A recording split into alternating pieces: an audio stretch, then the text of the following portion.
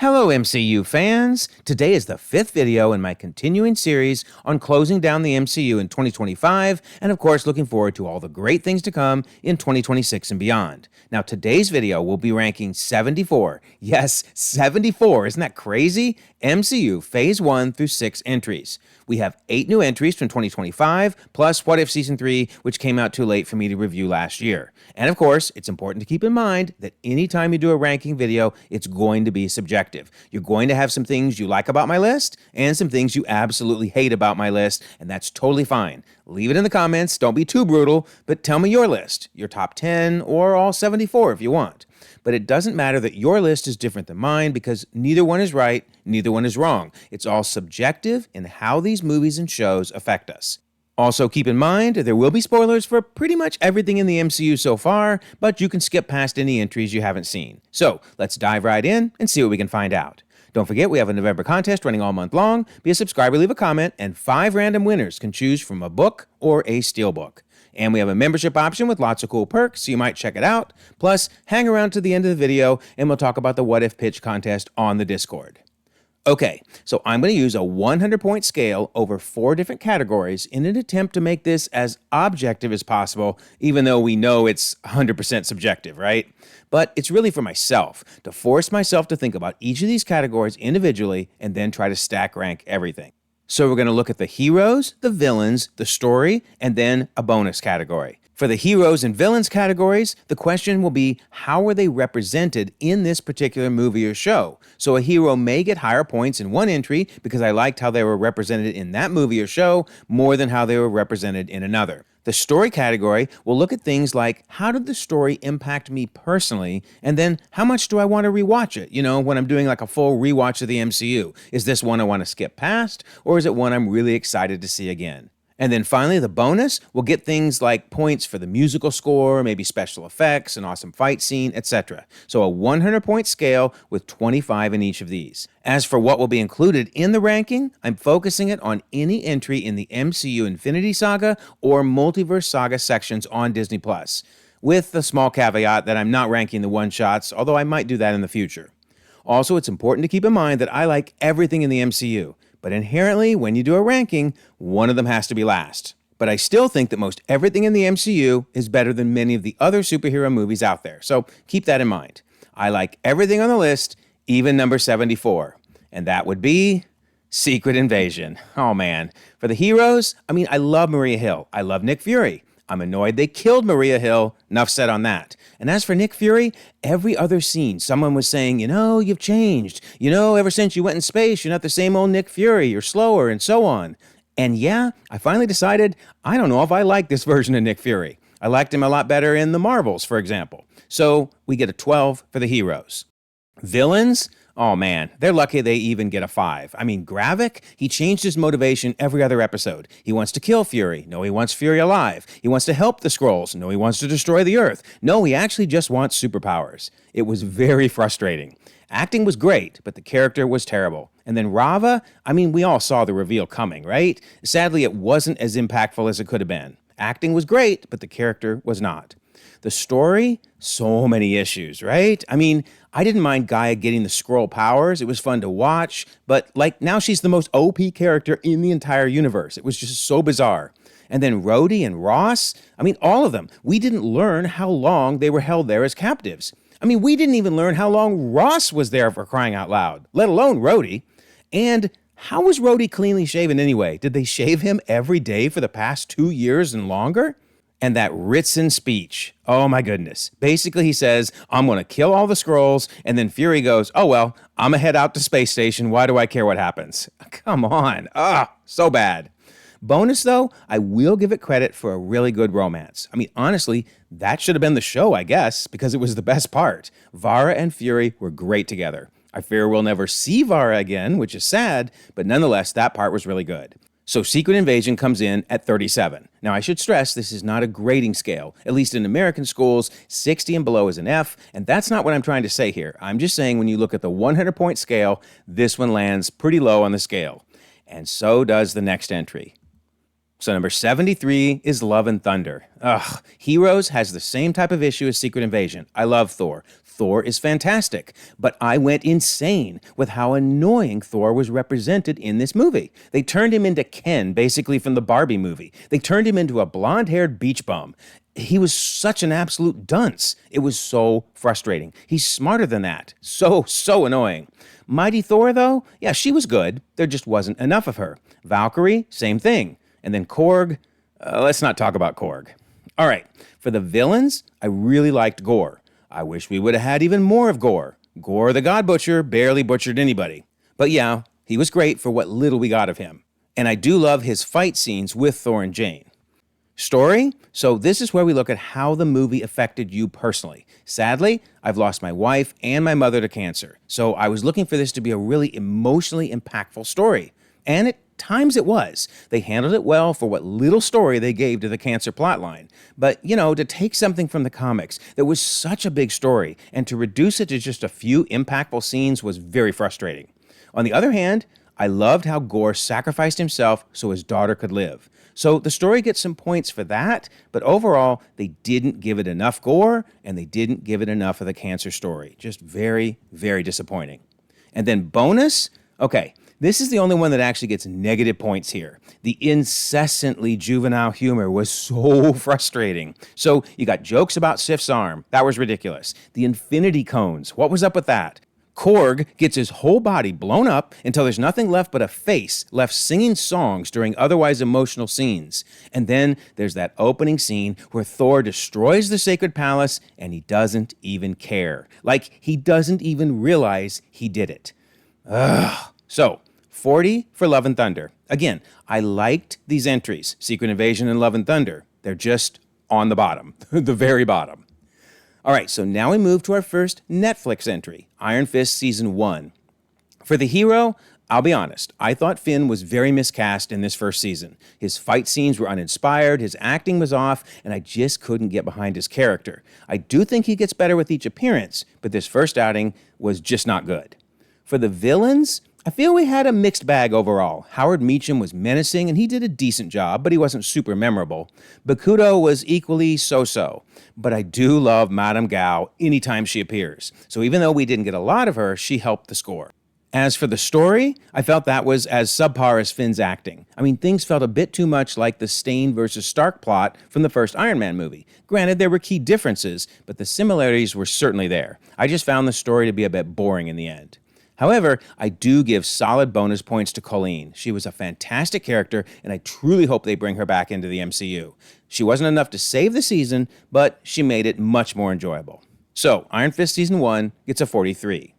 All right, next is Thor the Dark World. And so you're going to think I don't like Thor, and I promise that's not the case. I really do like Thor. Now, this time I'm giving the heroes a 15 because I think Thor was too serious. Of course, last time I said he was too silly in Love and Thunder, well, he was too serious in this one. I like a little more comedy with Thor. He's done that so well in the Avengers movies. So this one was just too serious. Sif, on the other hand, and the Warriors 3, now they were great. Villains, Curse, Malekith, the Dark Elves, honestly, they're lucky to get a 5. Story, okay, so I liked Frigga and her sacrifice, and when she died, it was really impactful. But it was just a small part of the movie. And Loki, oh my goodness, Loki stole every scene he was in. But again, way too little of him in the movie. Otherwise, it was just an okay story. Wasn't bad, wasn't great, and Frigga and Loki are the main reason it at least gets a 10. I'm going to give bonus points, though, to the post-credit scene. Now, in general, I don't like to reward a movie for a post-credit scene, but this one was so important. We got the intro of the Collector, and it continued the story with the Ether and where it went, but we also learned about the Infinity Stones. This was the big scene where we started questioning everything in the MCU. Where are the other stones? The hunt was on. So yeah, awesome post-credit scene. Thor the Dark World gets a 43. Next is Captain Marvel. So, Captain Marvel only gets a 15 in the hero category. I like Captain Marvel a lot. She's a great character, but Carol Danvers spent most of the movie not being the Carol Danvers she would end up being because, of course, she was suffering from amnesia. So I see why they did the story the way they did, but in a way it kind of made people turned off by the character to some extent because they couldn't get past how her character was portrayed for the majority of the movie. So yeah, only a 15 for heroes because it wasn't until the very end where she was finally cutting loose and being herself.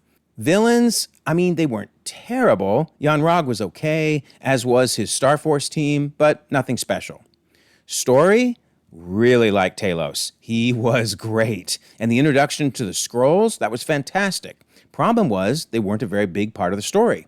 I wish they could have been more involved, honestly, because it was such an important introduction for them. But yeah, overall, it was an okay story. I mean, out of 25, it's over half the points, but yeah, just an okay story in the end.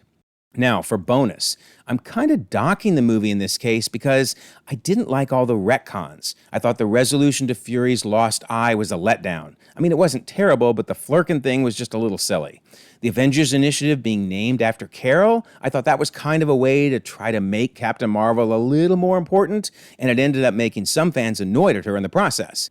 And it also totally diminished Fury, saying in the Avengers movie that Thor was the first alien he encountered. Granted, you can just say, well, he was lying, but still, it just feels like there were a lot of retcons, and I think that ultimately hurt the movie a bit. So, 45 for Captain Marvel.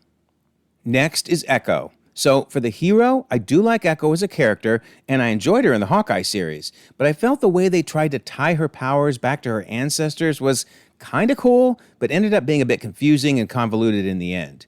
And they made her out to be basically MacGyver in that scene where she turned the roller skate into a weapon. I just felt like they didn't quite know what to do with her, and so I can't give it more than an 11. For villain, this look on Kingpin's face kind of said it all. It definitely seems that the women he cares about are his weakness, whether it's Echo, Vanessa, Eleanor, and Hawkeye. Now, I will say, I did like the menacing Kingpin that we got in the scene with the ice cream vendor, but the Kingpin that seems confused and unsure of himself kind of weakens his overall character. And I'm still not sure what Echo even did to him in that final battle. He just ran out of the building with no explanation as to what happened. Ugh. So, based on my feelings about the hero and the villain categories, it's likely no surprise that I felt the story was rocky and at times confusing. I did like some of the fights, particularly at the roller rink, and learning about Echo's heritage and traditions was a plus, but overall the story was very hit or miss. It does earn some bonus points, though, for the sign language device that Kingpin created. Someone literally needs to invent that. I thought it was really cool. And of course, the Daredevil fight was top-notch. Loved that. So, Echo gets a 45. Next is Black Widow. So on this one, the heroes would have been a 25 if the movie was called Yelena, because she was amazing, one of the breakout stars of Phase 4. Unfortunately, the movie was called Black Widow, and we just didn't get a lot of her story. We didn't find out much about Budapest, which I thought that's what we were supposed to be learning about. We didn't learn a lot about her motivations and her backstory. It honestly felt like it was more of an introduction for Yelena. And then Red Guardian and Melina, they were fine and enjoyable. The villains, so I love Taskmaster in the comics, but in the movie, I didn't like the whole download information into her suit storyline. I mean, where she wasn't really learning the skills on her own, and they were, I guess, computerized into her. I don't know, it was just kind of weird. And for Dreykov, I'm sorry, but he's a scumbag, right? He's a child trafficker, and I can't give him many points. Just so despicable. Story? I mean, it was a good story. It dealt with incredibly difficult topics, such as the child trafficking I mentioned. I guess overall, though, I was just frustrated because you have that opening scene where Yelena and Natasha are sent off to the Red Room basically to be brutalized by Dreykov, and then they never really resolve the fact that they should have been furious when they got back together with Red Guardian and Melina. I mean, those two owed them a huge apology for destroying their lives, and they basically seem like, oh, hey, you're back. Everything's fine. That was very weird to me. Bonus, I'm going to give it a big fat 0 for that third act, that CGI mess. I mean, I get the fact that the movie was kind of patterned after James Bond movies. You know, the opening scene of the movie was incredible, like a Bond opening, and there were other Bond elements throughout, so they probably were trying to pay an homage to Moonraker and its ending with the space station. But there's a problem.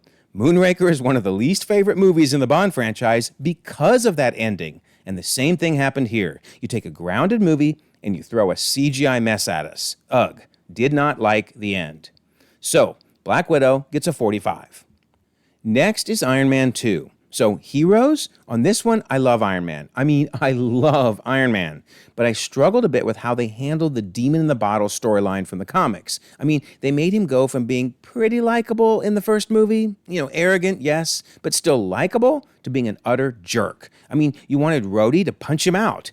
I just did not like how Tony was portrayed. Rhodey was okay. He didn't get a lot to do and was basically an antagonist against Stark. But on the other hand, Black Widow was awesome. Oh my goodness, that fight scene in the hallway was incredible. It was shocking, though, to see how much they sexualized her. There's no way they could have made this movie today in a post-Me Too era with some of those lines. Oh man, no way. Anyway, villains? Justin Hammer was unbelievable. I love him. I really hope he comes back because I want to see him again. Whiplash, though, he was forgettable. Very forgettable. Story? I kind of touched on this, but I just don't like how they handled the Demon in the Bottle story. I didn't like him dying, basically a death's door for most of the movie, because it then made him act really obnoxious the whole movie. I don't know. It just kind of felt off. But it's not a terrible story. It's still good. It's just not one of my favorites. Bonus points, though, gotta give points to the Howard Stark movie. That reel that Tony watched, that was so powerful to hear Howard saying some encouraging things about his son and how much he loved him and how much he mattered to him, and of course, how that helped Tony ultimately save his own life to find the solution to what was killing him. So Iron Man 2 gets a 47. Number 66 in the list is Quantumania. So for the heroes, I love every one of them. It was great to see adult Cassie for the first time. Obviously, Ant-Man's always awesome. Wasp didn't get to do much. Really felt bad for her. That was a bummer, especially since the title was Ant-Man and the Wasp. Really enjoyed Janet, though, throughout the whole movie, and Hank was great, too. It was a weird movie because they were so out of place. It wasn't an Ant-Man movie. I don't know why they tried to go this direction with it. It should have been some other main hero in the movie. You can't make fans go in expecting an Ant-Man movie and then go, oh no, it's not that, it's something totally different. And that's what happened. Now, villains, loved Kang. He was fantastic. But I can't give him a 25 because it looks like he died. I don't know if he did or not, and he may be coming back, but to the casual fan, he died. So you take this super powerful Kang, he shows up, and then he gets killed in the first big movie. By Ant-Man, no less. Probably not the right direction for the next big bad. I'm sorry, Kang. Can't give you a 25, even though Jonathan Majors himself was fantastic. So on the story, I kind of alluded to this under the heroes, but I just did not like them taking the entire Ant family and throwing them in the quantum realm and giving us this like Star Warsian type battle. I don't know. It wasn't bad, and had it been different heroes instead of them, it might have worked. But you got Scott Lang going one-on-one with Kang. I don't know. It just didn't work for me. Bonus? Well, I'm actually going to give it some points for MODOK. I loved his portrayal. MODOK actually raised my enjoyment of the movie. I thought he was fantastic. But it loses major points for no Luis. They give us an Ant-Man movie, yet they strip out all the things that make the movie special. How different would it have been if Luis had been sucked into the quantum realm with them? That would have been amazing. Why did they not do that? Oh well, whatever. 53 for Quantumania. Number 65 on the list is Incredible Hulk. So I did like Incredible Hulk in the film, and I thought Edward Norton did a decent job as Bruce Banner. I do like Mark Ruffalo better, I'll admit. But ultimately, we didn't really get a lot of personality out of Banner in the movie, and not much out of Hulk either. So I'll give him a 15. Villains? So this one's kind of interesting. I thought of Abomination as really just the horror villain of the month club. Just kind of run-of-the-mill. He was okay. Sure, he was certainly evil. But Blonsky, by the way, he was fantastic. I loved Blonsky. But Abomination was just kind of meh. On the other hand, Ross was really good. To think that Ross is still around as a character, granted, R.I.P. William Hurt, but for Ross's character, after all this time, to still keep showing up again and again, and to be portrayed by Harrison Ford in Captain America 4? That's crazy. So yeah, the villains were okay. They were better than average, but not perfect. The story? I thought the romance was good. I'm glad we actually got to see Betty again in Captain America 4, although we got no real answer to what happened between her and Bruce. And I really enjoyed the fight at Culver University with the sonic guns. That was really cool. But overall, it was just an okay story. And then I'm going to give it bonus points for setting up the leader, Who would have thought it would take 17 years to see him again? But this movie did the heavy lifting by bringing us a classic Hulk villain, so it gets some points for that. Overall, Incredible Hulk gets a 54. Okay, number 64 is Avengers Age of Ultron. So I really did like all the heroes in this movie, but I struggle with some of the different portrayals. First of all, Thor taking the bath was just weird. I guess they had to do it so they could get us some of the information and exposition, but that scene was just odd. And I didn't like Tony and Bruce going off on their own to create what ultimately became Ultron. I mean, I don't know if it would have gone down any better if they would have talked to everybody first, but it couldn't have been any worse, right? I mean, you had Sokovia being destroyed thanks to those two. And then the whole deal with Black Widow calling herself a monster because she can't have kids? Ugh, terrible, terrible writing. Anyway, I just felt a lot of the character scenes were just off. So for the villains, well, Ultron, first of all, those freaky-deaky lips creep me out. I don't know why they did that. That was weird. But, we have this villain who basically realizes that humanity is, bad and kills each other and will eventually wipe each other out. And so his solution is to play God and kill all of humanity and wipe everybody out. Really? Like, that makes you better than us, Ultron? Your solution is to do what you think we're going to do eventually and then just do it sooner. Just a very strange motivation. But I do hope Ultron comes back, perhaps in Vision Quest, based on the rumors. Story? I mean, there were some good elements. You got Von Strucker. He was cool, but then, of course, he died. You got Claw, who was very cool, but then bizarrely gets his arm randomly ripped off. That scene was just weird. And then you got Quicksilver and Scarlet Witch being introduced. Awesome. I love that.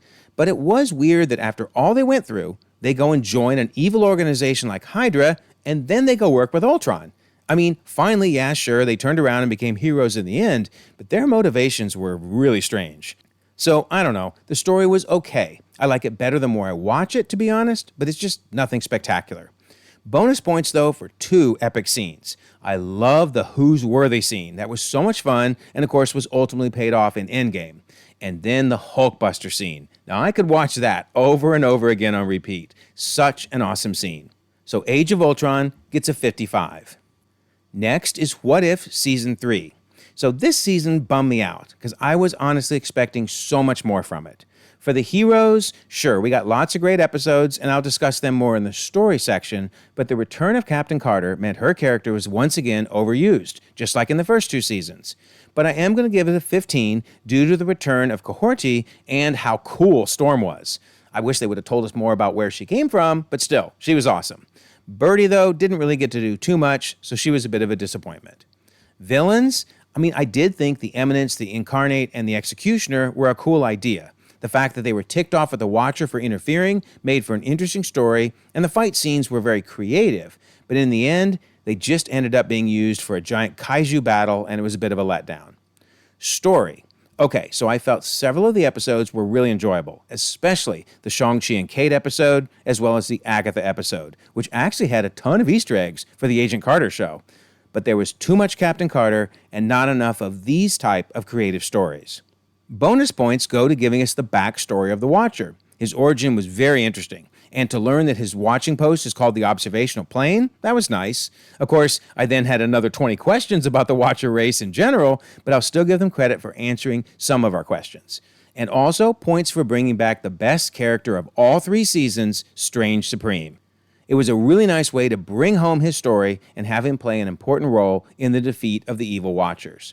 But in the end, I felt the season could have been so much more. So it gets a 59. All right, next we have the Defenders. So for the heroes, I give it a near perfect score. It was so great to see all four of them teaming up together. The only thing bringing it down a bit is Iron Fist, but I do feel he was already doing a better job in the role and had improved over his first season. Really hope we get to see this team unite again in the future. Villains, I mean, it was a very mixed bag. It was interesting to see Elektra return from the dead, but it was hard to understand why she was considered so important to the Hand. I mean, she wasn't that powerful. And speaking of the Hand, they were okay villains. Always loved to see Sigourney Weaver, and Madame Gao is fantastic in every appearance, but overall, they just didn't do much for me. On the story, the continual resurrections were a bit tiring, and the explanation was pretty confusing. Resurrection elixir was created from dragon bones and human blood, I guess? I also felt the overall motivations for the Hand weren't very clear. As I mentioned under the villains, I just don't really understand their obsession with the Black Sky, aka Elektra. I felt the series was a letdown after all the build-up leading to it. I will give it some bonus points, however, for Stick. He was pretty annoying each time he appeared, but I thought he was great in this series, and his death was a surprise and a shock. I felt he added a lot to the season. So, Defenders gets a 60.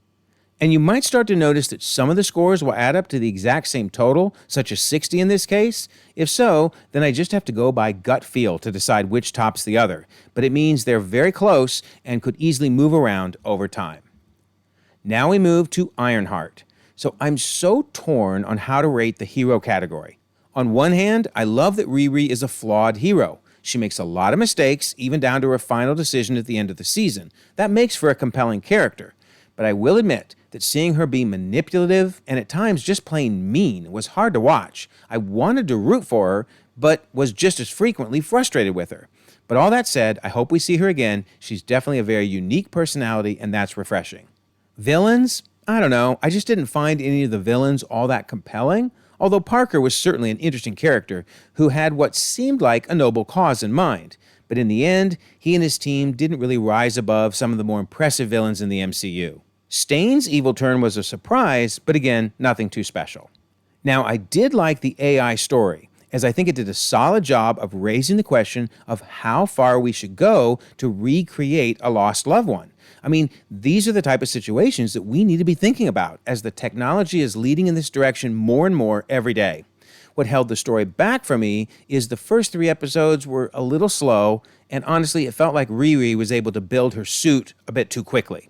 The back half of the season, though, was a lot stronger, and it ended on a really high note. Speaking of that, it was a shock to see Mephisto finally appear and have a fairly meaty role. And having Riri make the deal with him, that was really shocking and definitely left me wanting to see more of her story. So I give Ironheart a 60. Okay, so then we have I Am Groot Season 1. Now, during my teaser video for the year-end closeout, I mentioned that in my mind, I Am Groot is kind of like the benchmark you want to reach. I say that because I Am Groot is nothing special, but it's not bad either. It's just there. It's just silly, dumb fun, and it succeeded at that perfectly. Thus, for anything that ranked under this show, I do feel that entry was a bit of a letdown. So thank you, I Am Groot, for being our benchmark. For the hero, I'm giving it a 25, because Baby Groot was awesome. No real surprise there. For villains, they were kind of silly, of course. I mean, they weren't meant to be anything special, but they were fun and enjoyable. Story? Well, once again, nothing spectacular. I'm ranking it just below the midpoint of 12.5. It was fun. It was just a fun show. But for bonus, I'm actually going to give it a nice 15 for the bonus points because they gave us a bit of lore on how he got out of that flower pot that we saw him in at the end of the first Guardians movie. That was just kind of a fun way to continue his story perfectly. So yeah, I Am Groot gets a nice 60. It's basically where I want all MCU entries to be at or above. And speaking of, next is I Am Groot Season 2, which I do feel improved a bit upon the first season. Once again, cute little baby Groot gets a 25 from the hero standpoint, wouldn't have asked for anything different. Villains, still nothing super special, although I will say the Snowbot was awesome, and it looks like he could come back. Right at the end we saw that eye, so you never know if the Snowbot may return. Story? It essentially did what it was supposed to do. It was cute, and I really liked some of the jokes, such as getting sucked up in the vacuum. That was hysterical. The ice cream truck was great, and so on. There was just a lot of good humor. And bonus points? I'm going to give solid bonus points for the Watcher's appearance. I kind of thought he was going to be in it for like 5 seconds and was just a selling point to get us to watch the show, but he was through the whole final episode, and it was epic. I really, really enjoyed his appearance. So yeah, I Am Groot Season 2 gets a 61. Okay, next is Eternals. So for the heroes, I liked a lot of them. I loved Circe, Phastos was awesome, Makari and Druig were fun, and of course Kingo. Who doesn't love Kingo?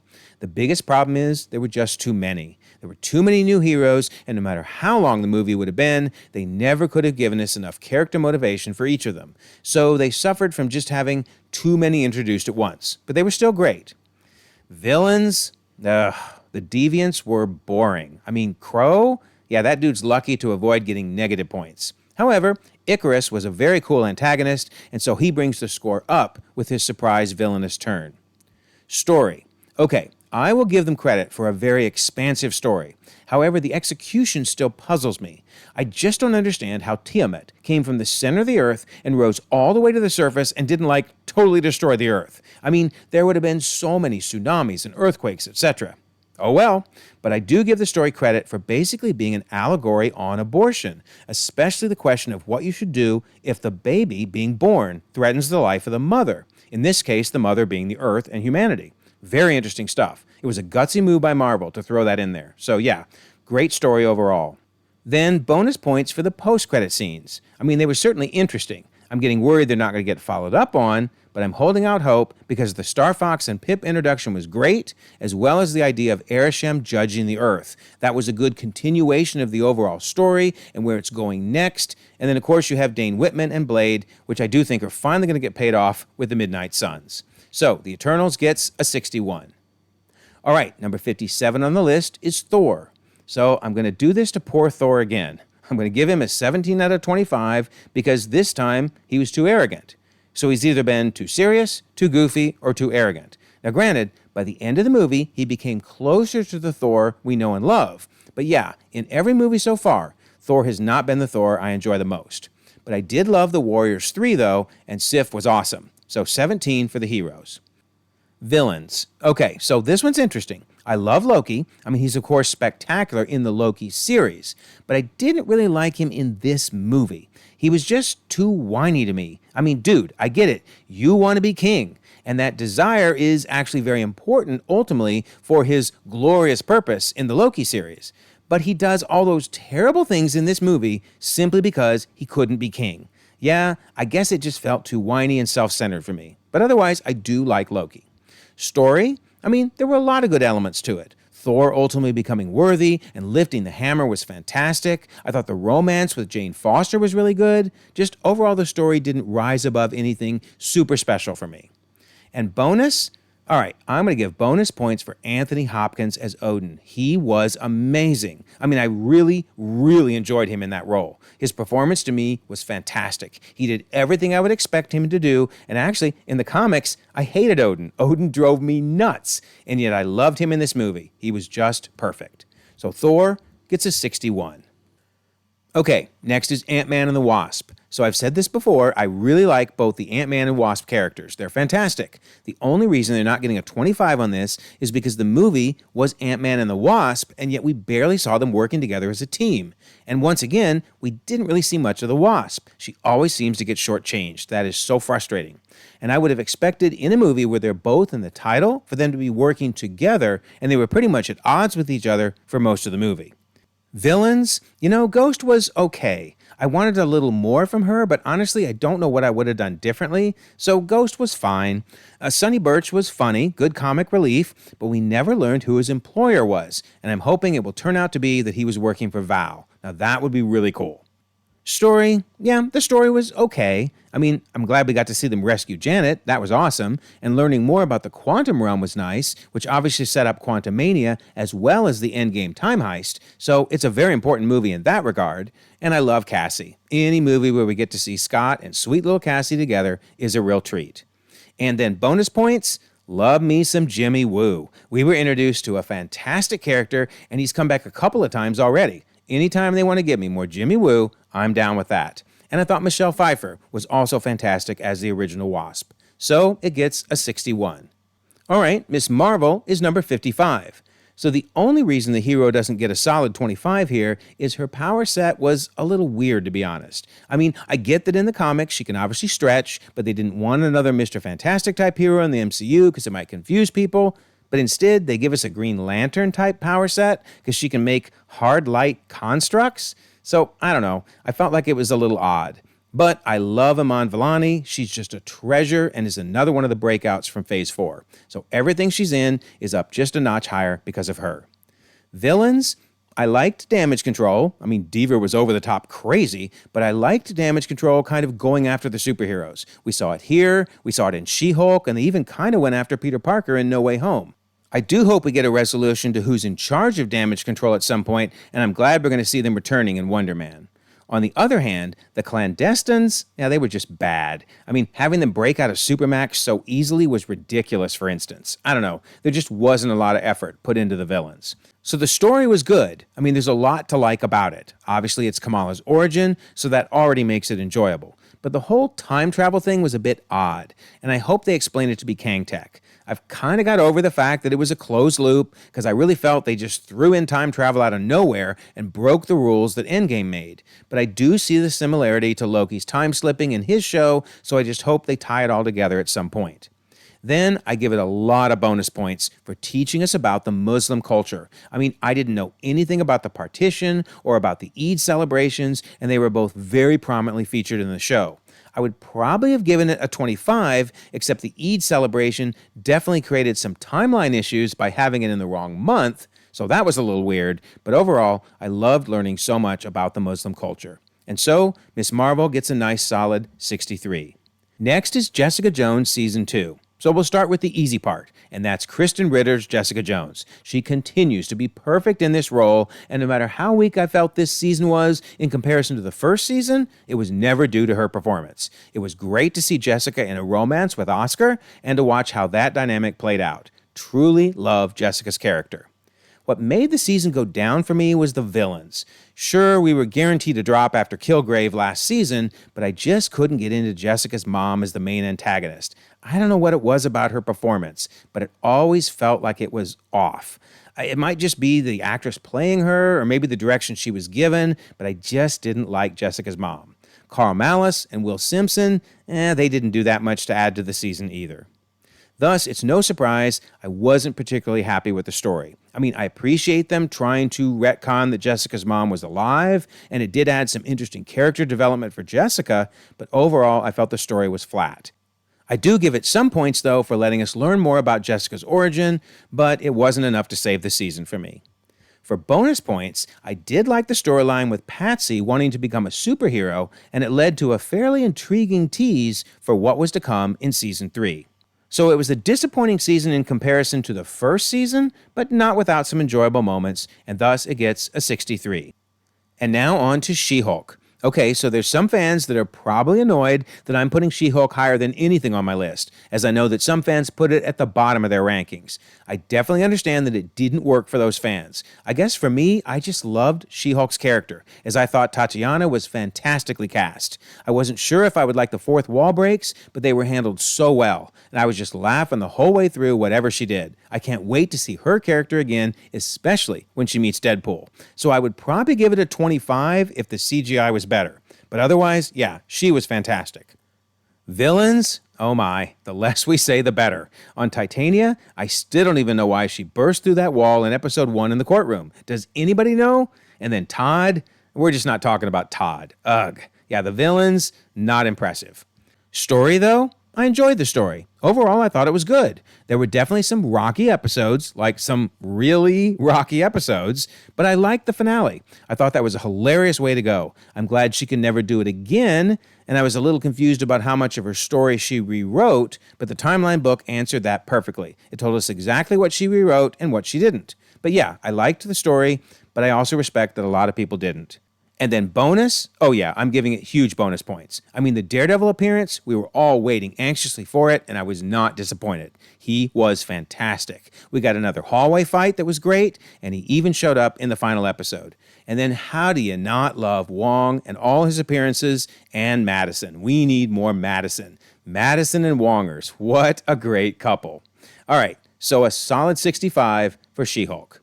Okay, so number 52 is The Marvels. So interestingly, I'm putting The Marvels just slightly above Miss Marvel's show. Iman Vellani, once again, absolute treasure. I give her a 25 out of 25. I really liked seeing Monica Rambeau again. That was a lot of fun. She was great. And then I thought Brie Larson did a really good job as Carol Danvers. We finally got to see the real Carol, to see her showing emotion, showing regret, realizing she messed up when she destroyed the Supreme Intelligence, and living with that guilt. I mean, I thought it was great. So yeah, solid 25 for the heroes.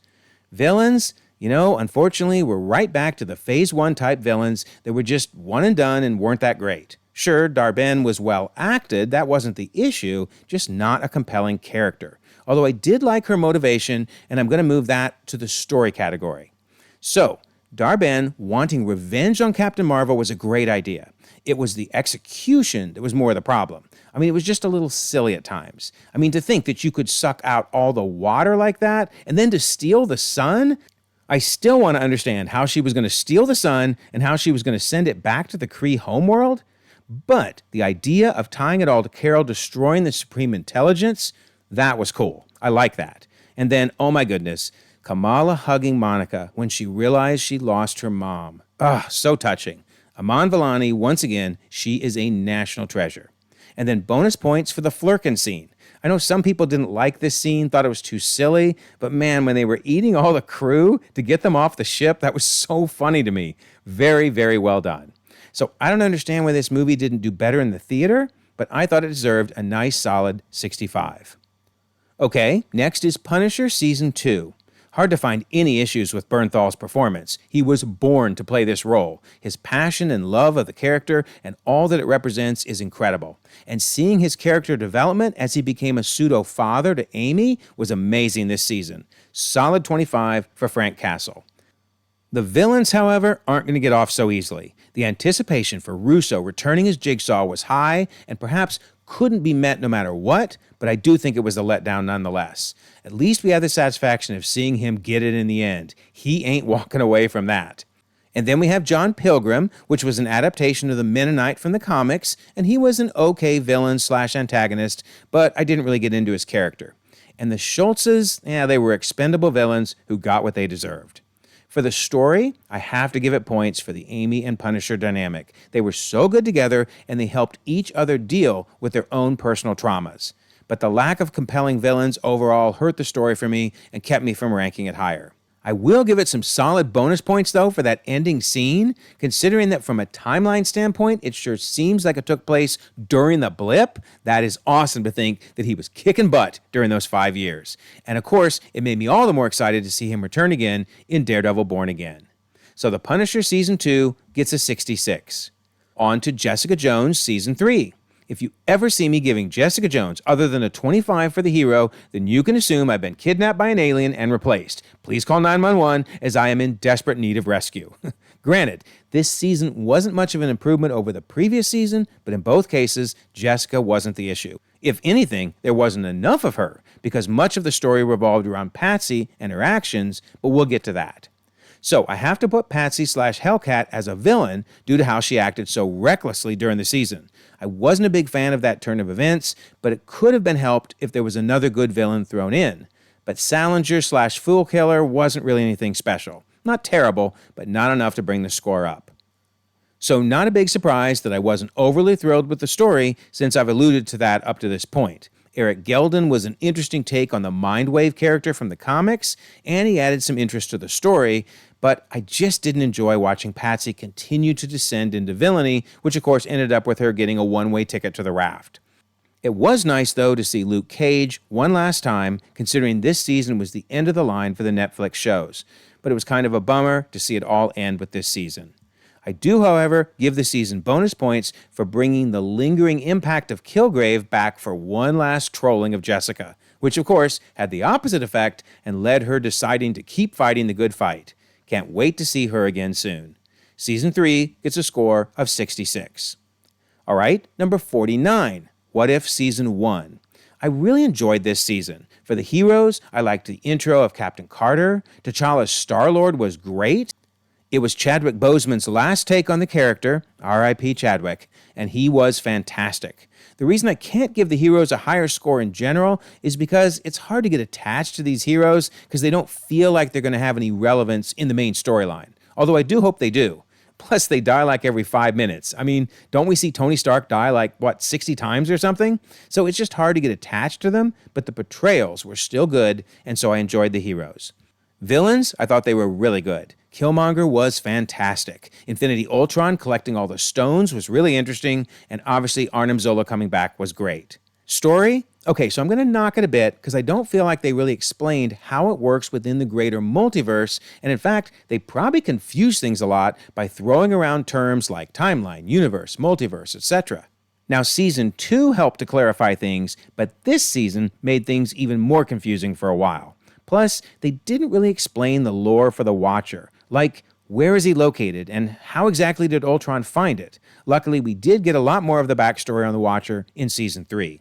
But the season gets major bonus points for the Doctor Strange episode. It was an unbelievable standout episode for sure, probably the best of all 3 seasons. And then I really liked the Marvel Zombies episode. It was funny, gory, scary, and of course, it led to the Marvel Zombies show. So, a nice solid 68 for What If Season 1. Next up is another animated series, Eyes of Wakanda. So on the heroes, I felt we got a very strong showing in the episodes. Noni and Memnon in particular were amazing. Basha kind of got on my nerves a bit, but by the end he won me over. The last episode is the only one that kept it from being a solid 25, as I felt Tafari and Kuda were just okay, but nothing special. Villains, I really loved the Lion. Heck, even his posse of fighters were entertaining, but the Lion was a very well thought out villain. You almost agreed with him at times, which is the secret to a good adversary. And while Jirani didn't end up being a true villain, she did a fantastic job giving Basha fits. For the story, I really liked that all the episodes dealt with the characters finding their own path rather than the one laid out for them. Very cool. And my word, the Achilles Memnon story was so good. Achilles' death was very emotional and showed how difficult it was for Memnon and the others to be war dogs. And using the final episode to show exactly how that axe was eventually found by Killmonger, that was brilliant. However, speaking of the axe, that was also the reason this season isn't ranked higher on my list. The time travel that sure seemed like Back to the Future logic was honestly frustrating enough that it left me with a bad taste in my mouth as the season ended. Every time it seems we understand time travel in the MCU, they change it again. Granted, the episode was incredible, but I wish it would have explained how that time travel worked rather than leaving us confused. The Watcher's appearance was cool though, and it leads me to believe it was actually a stealth what-if episode. Alright, so a nice solid 70 for Eyes of Wakanda. Next is Luke Cage Season 2. So I'm a big fan of Mike Coulter's take on Luke Cage. He does a fantastic job, and I can't imagine anyone else in the role. You truly believe his skin is that tough, and the calm demeanor he brings to the character who can't be hurt, that adds an extra layer of enjoyment to the overall portrayal. Watching him wrestle with how to best take control of the crime in Harlem was fascinating and led to a lot of interesting character development. So the season gets a solid 25 for the hero category. For me, the villains weren't as compelling. Bushmaster didn't interest me, and the backstory around his character admittedly confused me on first watch, but I'll discuss that more in the story category. I do like both Dillard and Shades, but both were wearing a bit thin on me by this season, and it was nice to see Dillard get what she deserved in the end. As for the story, the flashbacks in this season, which interwove with the flashbacks from the first season, left me very confused. So I did a video not too long ago on all the flashbacks from each of the Netflix shows, and the one on Luke Cage was the most helpful for me. The rivalry between the MacGyvers and the Stokes was really complex, and trying to follow who was stabbing who in the back was a bit much at times, but I did enjoy seeing the escalation of their feud over the 2 seasons. So I do give the season some extra bonus points for deepening the friendship between Luke and Danny and teasing us with the premise of a Heroes for Hire series. So the season gets a 70. Now I may surprise you by putting the second season of Iron Fist so high. I truly did feel that each appearance by Finn got better and better, and honestly, by the end of this season, I was hoping for a third season. Making it a much shorter season was a smart move, as it kept the story from wandering too much. And I'll be very interested to see if Finn returns to the MCU, and if we do indeed get that Heroes for Hire I'm hoping for. The villains for the series were decent. It was nice to see Davos take a turn for the worst, as well as Joy breaking bad. Both of them served as worthy foils for Danny. And I thought Mary Walker / Typhoid Mary was a very welcome addition. Lots going on with her character, and it would be nice to find out what ended up happening to her. The story gave some very helpful flashbacks to Danny's time in Kunlun, which admittedly was a point of confusion for me in that first season.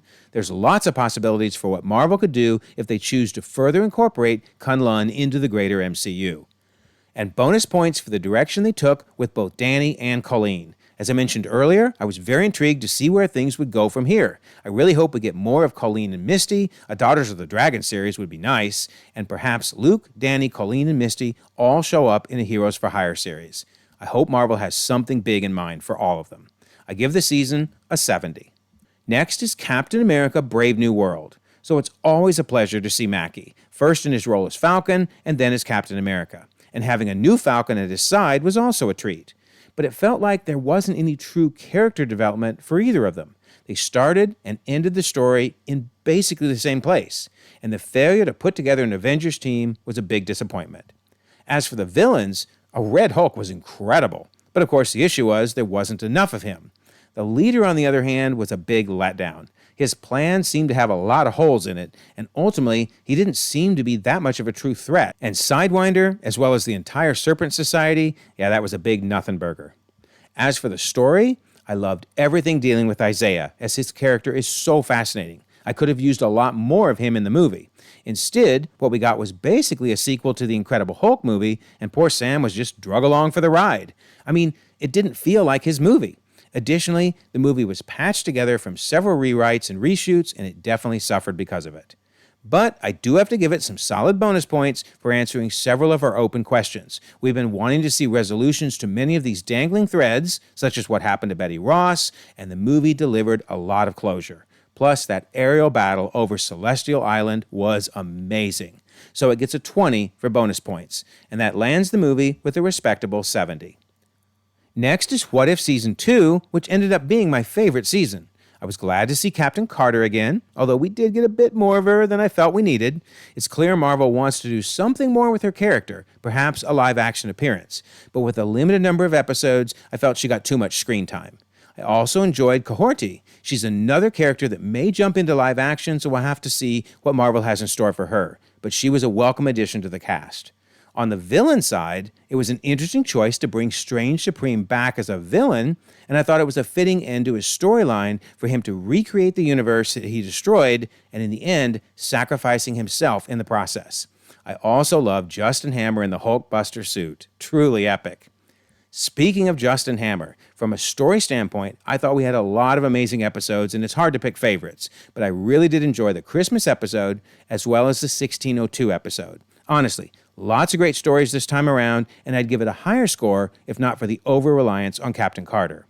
And bonus points, loved seeing Loki's tree and how that tied in so well with the finale of the Loki series. I'd give it a solid 25 if they would have just answered whether there are other trees across the multiverse, which is what I'm theorizing, or if this tree contains 838, 828, 10005, etc.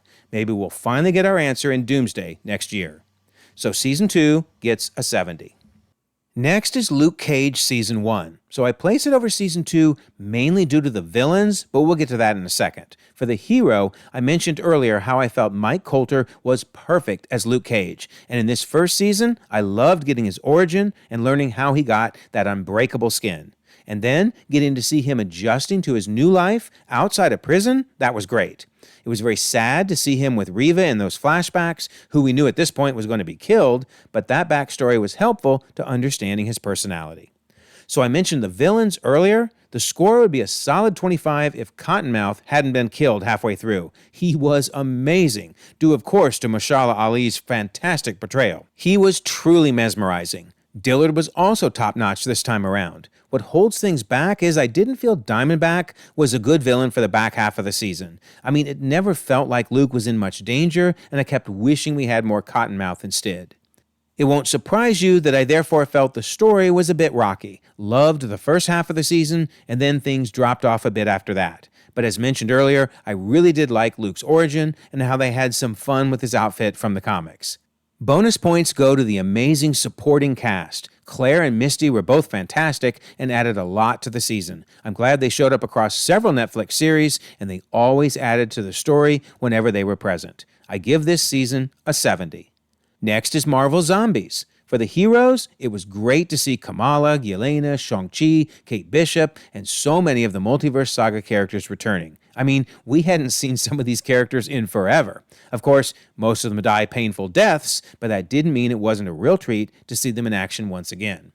For the villain, there is and only ever will be one boss, Zombie Wanda. Man, this reminded me how much I miss Wanda. She's such a great character, and when she cuts loose, she is a force to be reckoned with. Then, turn her into a zombie on top of that, and look out. And I also thought Zemo was a great villain during the series. The story was really fun and gave us so many creative zombie fights, such as Namor and his people on the raft and the epic scene in New Asgard. Lots to love. Plus, the series tied in perfectly with the What If episode, explaining what happened to Thanos and showing us the big sacrifice made by the Hulk to save everyone. That said, the final battle was so wild and crazy that I just kind of shut my brain off and went with it. So I enjoyed the overall story, but I felt it could have had a better ending. Speaking of, I'm going to ding it pretty harshly for that cliffhanger ending. Not only do I dislike cliffhangers in general, and that's going to come up again later in the ranking, but in this case, we don't even know if we're getting a second season. Plus, I'm not sure how interested I am in seeing where the story goes from here. So that hurt the score a lot. But what did help the score was the epic Moon Knight Blade. He was incredible. The only issue, of course, was we didn't get to see more of him before he was killed. So, Marvel Zombies gets a 70. On to Falcon and the Winter Soldier. So, I enjoyed both Sam and Bucky. I came real close to giving this category a 25, but both of them weren't really themselves. I mean, Bucky was really dealing with the depression due to what he had done, particularly with Nakajima, but also with several others in his past, and now he was marking things off his list as he tried to fix them. So he was a little moodier than normal. And then, Sam was transitioning from being Falcon to Captain America, and so he was doing a lot of soul searching, and that's okay, as I enjoyed all of it. But I would say from an overall representation of how much I enjoyed them here versus, for example, how much I enjoyed them in Civil War, yeah, they probably get a 20 out of a 25 this time around. Villains, if it was just U.S. Agent, it'd be a solid 25. John Walker was epic. So well done. I mean, you hated him and then you loved him. But unfortunately, he wasn't the only villain. We also had the Flag Smashers. I could never really get behind whatever it is they wanted. I mean, ultimately, they were terrorists, so it was just hard to feel for them. And then Batrick, he was okay. He was Batrick, right? So 15 for the villains. The story was really good. I enjoyed Sam becoming Captain America, even if it did feel a little rushed, like he pretty much was out there for one afternoon using the shield and then he mastered it. Now, the timeline book has shown us that it was more like 2 months, so I feel a lot better about it now, but when you watch the show, it just feels kind of rushed. On the flip side, though, oh my goodness, I loved the scene with U.S. Agent killing that dude with the shield and how gutsy it was for Disney to put blood on the Captain America shield. I mean, I don't think there had been hardly any blood in the MCU up to this point, and then you get it splattered all over the shield. That was so impactful. Amazing. All right, for bonus points, I really loved Isaiah Bradley. His story was an allegory for the Tuskegee Affair, which if you don't know anything about that, look it up. Terrible situation in American history. And then Zemo. Love Zemo. And hey, then you make him go dancing on top of that? Yeah, it gets some good solid points for that. All right, so Falcon and the Winter Soldier gets a 70. Number 40 is Ant-Man. So I love Ant-Man, and I have yet to give him a 25, and I really want to, but I'm giving him a 20 because we just didn't really see him using his abilities until near the end of the movie, because obviously it was an origin story. So I enjoyed him a lot more in later entries like Civil War and Endgame. But yeah, he was still great, so he gets a nice solid 20. Villains, well, we get mean corporate Wall Street dude who ultimately gets a suit and then attacks everyone. So basically another Stain from Iron Man. I mean, he was okay. Darren Cross was a good villain, but just nothing out of the ordinary. Story, really enjoyed the heist elements of the story. I love Luis and the crew. And again, Cassie. You just gotta love Cassie. She's so sweet and cute, and her relationship with Scott in particular was amazing. And then bonus points, I mean, there's a lot of good stuff to love about this movie. The battle with Falcon, which besides being really cool, was also very important because it led right into what happened in Civil War. So that was awesome. And then the way they used the Pym particles for things like Thomas the Train and the giant ant, etc., those were done really well. So it gets a nice, solid 70. Number 39 on the list is Doctor Strange. So Doctor Strange is a fantastic character. I would have given him a 25, but, this was an origin story, so we spent a lot of time with him being uber arrogant. Kind of reminds me of Tony Stark's origin story. Rich dude, arrogant, has a mighty fall, is humbled, then comes back a better person. And that's probably why Doctor Strange and Tony Stark went after each other so much. I mean, they're kind of the same personality, and they probably hate seeing the arrogance in each other. But anyway, I would probably give him a 25, except a lot of time he was not the character that he would ultimately become. Villains, Caecilius, he was just okay. He He was nothing great, but just okay. Dormammu, on the other hand, was fantastic. So I guess they're going to kind of average out to a 12 because we didn't get to see much of Dormammu, or I'd give him even more points. Story? It was good. I mean, like I said, it kind of reminded me of Iron Man's story, but there was still enough differences to it. And it was nice to see Steven making that recovery from being so terrible to everybody. I mean, oh my gosh, he was so mean to Christine. But to see him turning it around was really cool. And then bonus points for the unbelievably touching death of the Ancient One. That was so powerful when she talked about how she knew this time was coming. She'd seen the future up to this point, so she knew this moment was arriving, and she just tried to freeze it for as long as she could, to slow it down. And then eventually, she just let it happen. That was really great. And then the whole time looping thing with Dormammu as well. I mean, there were some really cool time-related elements to the story. So 72 for Doctor Strange. Number 38 is Iron Man 3. Now, I suspect a lot of fans probably don't have this one as high on the list as I do. I mean, I really enjoyed it. I'm giving Tony Stark a solid 25, even though you could argue he was off his game due to suffering from post-traumatic stress syndrome and anxiety attacks the whole time. But honestly, I love that. First of all, my dad, who was in the Vietnam War, had major PTSD afterwards. I saw what it did to him. So to see it happening to Tony Stark, I really felt that pain for him. And they did it really, really well. And then I liked Iron Patriot as well. Rhodey was great in the movie. They were a lot of fun together. And it was also cool to see Stark without all his tech, having to use his brains. And thus we're reminded that he's still a genius. So that was very cool. Nice, solid 25. For the villains, had it actually been the real Mandarin from the comics, it would probably be a lot higher. But instead it's the fake Mandarin, which we'll get to that in a second. But our actual villain turns out to be Killian shooting fire out of his mouth. I mean, it wasn't terrible, but it wasn't great. Story-wise, though, I actually liked the Mandarin twist. I mean, yeah, there was the briefest of moments where I felt cheated, but even in the theater, I immediately changed over to, you know what? That's actually pretty funny. It was very well done. All right, bravo, Marvel, bravo. So I didn't have an issue with it. But how you reacted to the Mandarin twist probably determines where this movie lands on your list. And then, as I said earlier, I really liked the PTSD storyline with Tony. I thought that was really well done, and I enjoyed his relationship with Harvey Keener. That kid was really cool. So just a good story. Then bonus points, I loved the barrel of monkey scene. I mean, I remember seeing the trailer for it on TV and thinking to myself, there is no way he's going to save all those people. It's impossible. And then he does it. Like, wow, that scene was amazing. And then I loved all the suits of armor in the end. I mean, that was epic. Sure, most of them were destroyed within moments, but it was cool to see all of them. So a nice 75 for Iron Man 3. Number 37 is Guardians of the Galaxy Volume 2. So I'm going to give the heroes a 20 out of 25, but that's not because I don't love the Guardians. I adore them. It's the fact that they were split up for most of the movie, and since, they're supposed to be a team, it reduced my enjoyment of them a bit. Granted, we got the full team in the beginning scene, obviously, and then at the end they were all together, but because of so much time apart, I give it a 20. And there was a lot of bickering between them. I mean, they always bicker, I know, but there was a lot of bickering in this one. Villains? Okay, so Ego in the comics I thought was one of the dorkier things I've ever seen. So I kind of went into this dreading the fact that Ego was supposedly the villain. However, Kurt Russell did a fantastic job with a very goofy villain and making him enjoyable. But still, good as he did, to me, it's just a living planet that sends a dude to go out and lay his seeds around the universe. It's a weird villain. But anyway, not Kurt Russell's fault. Love Kurt Russell, but I can't give the villain much more than a 17. For the story, I already covered the fact that it was a little rough for me that they were split up for so much of the story. But I did really like Ego being his dad and tying in with the celestial heritage and answering the questions from the first Guardians movie. And then, boy, it was really intense when he revealed that he killed Star-Lord's mom. Oh, man, what a scene.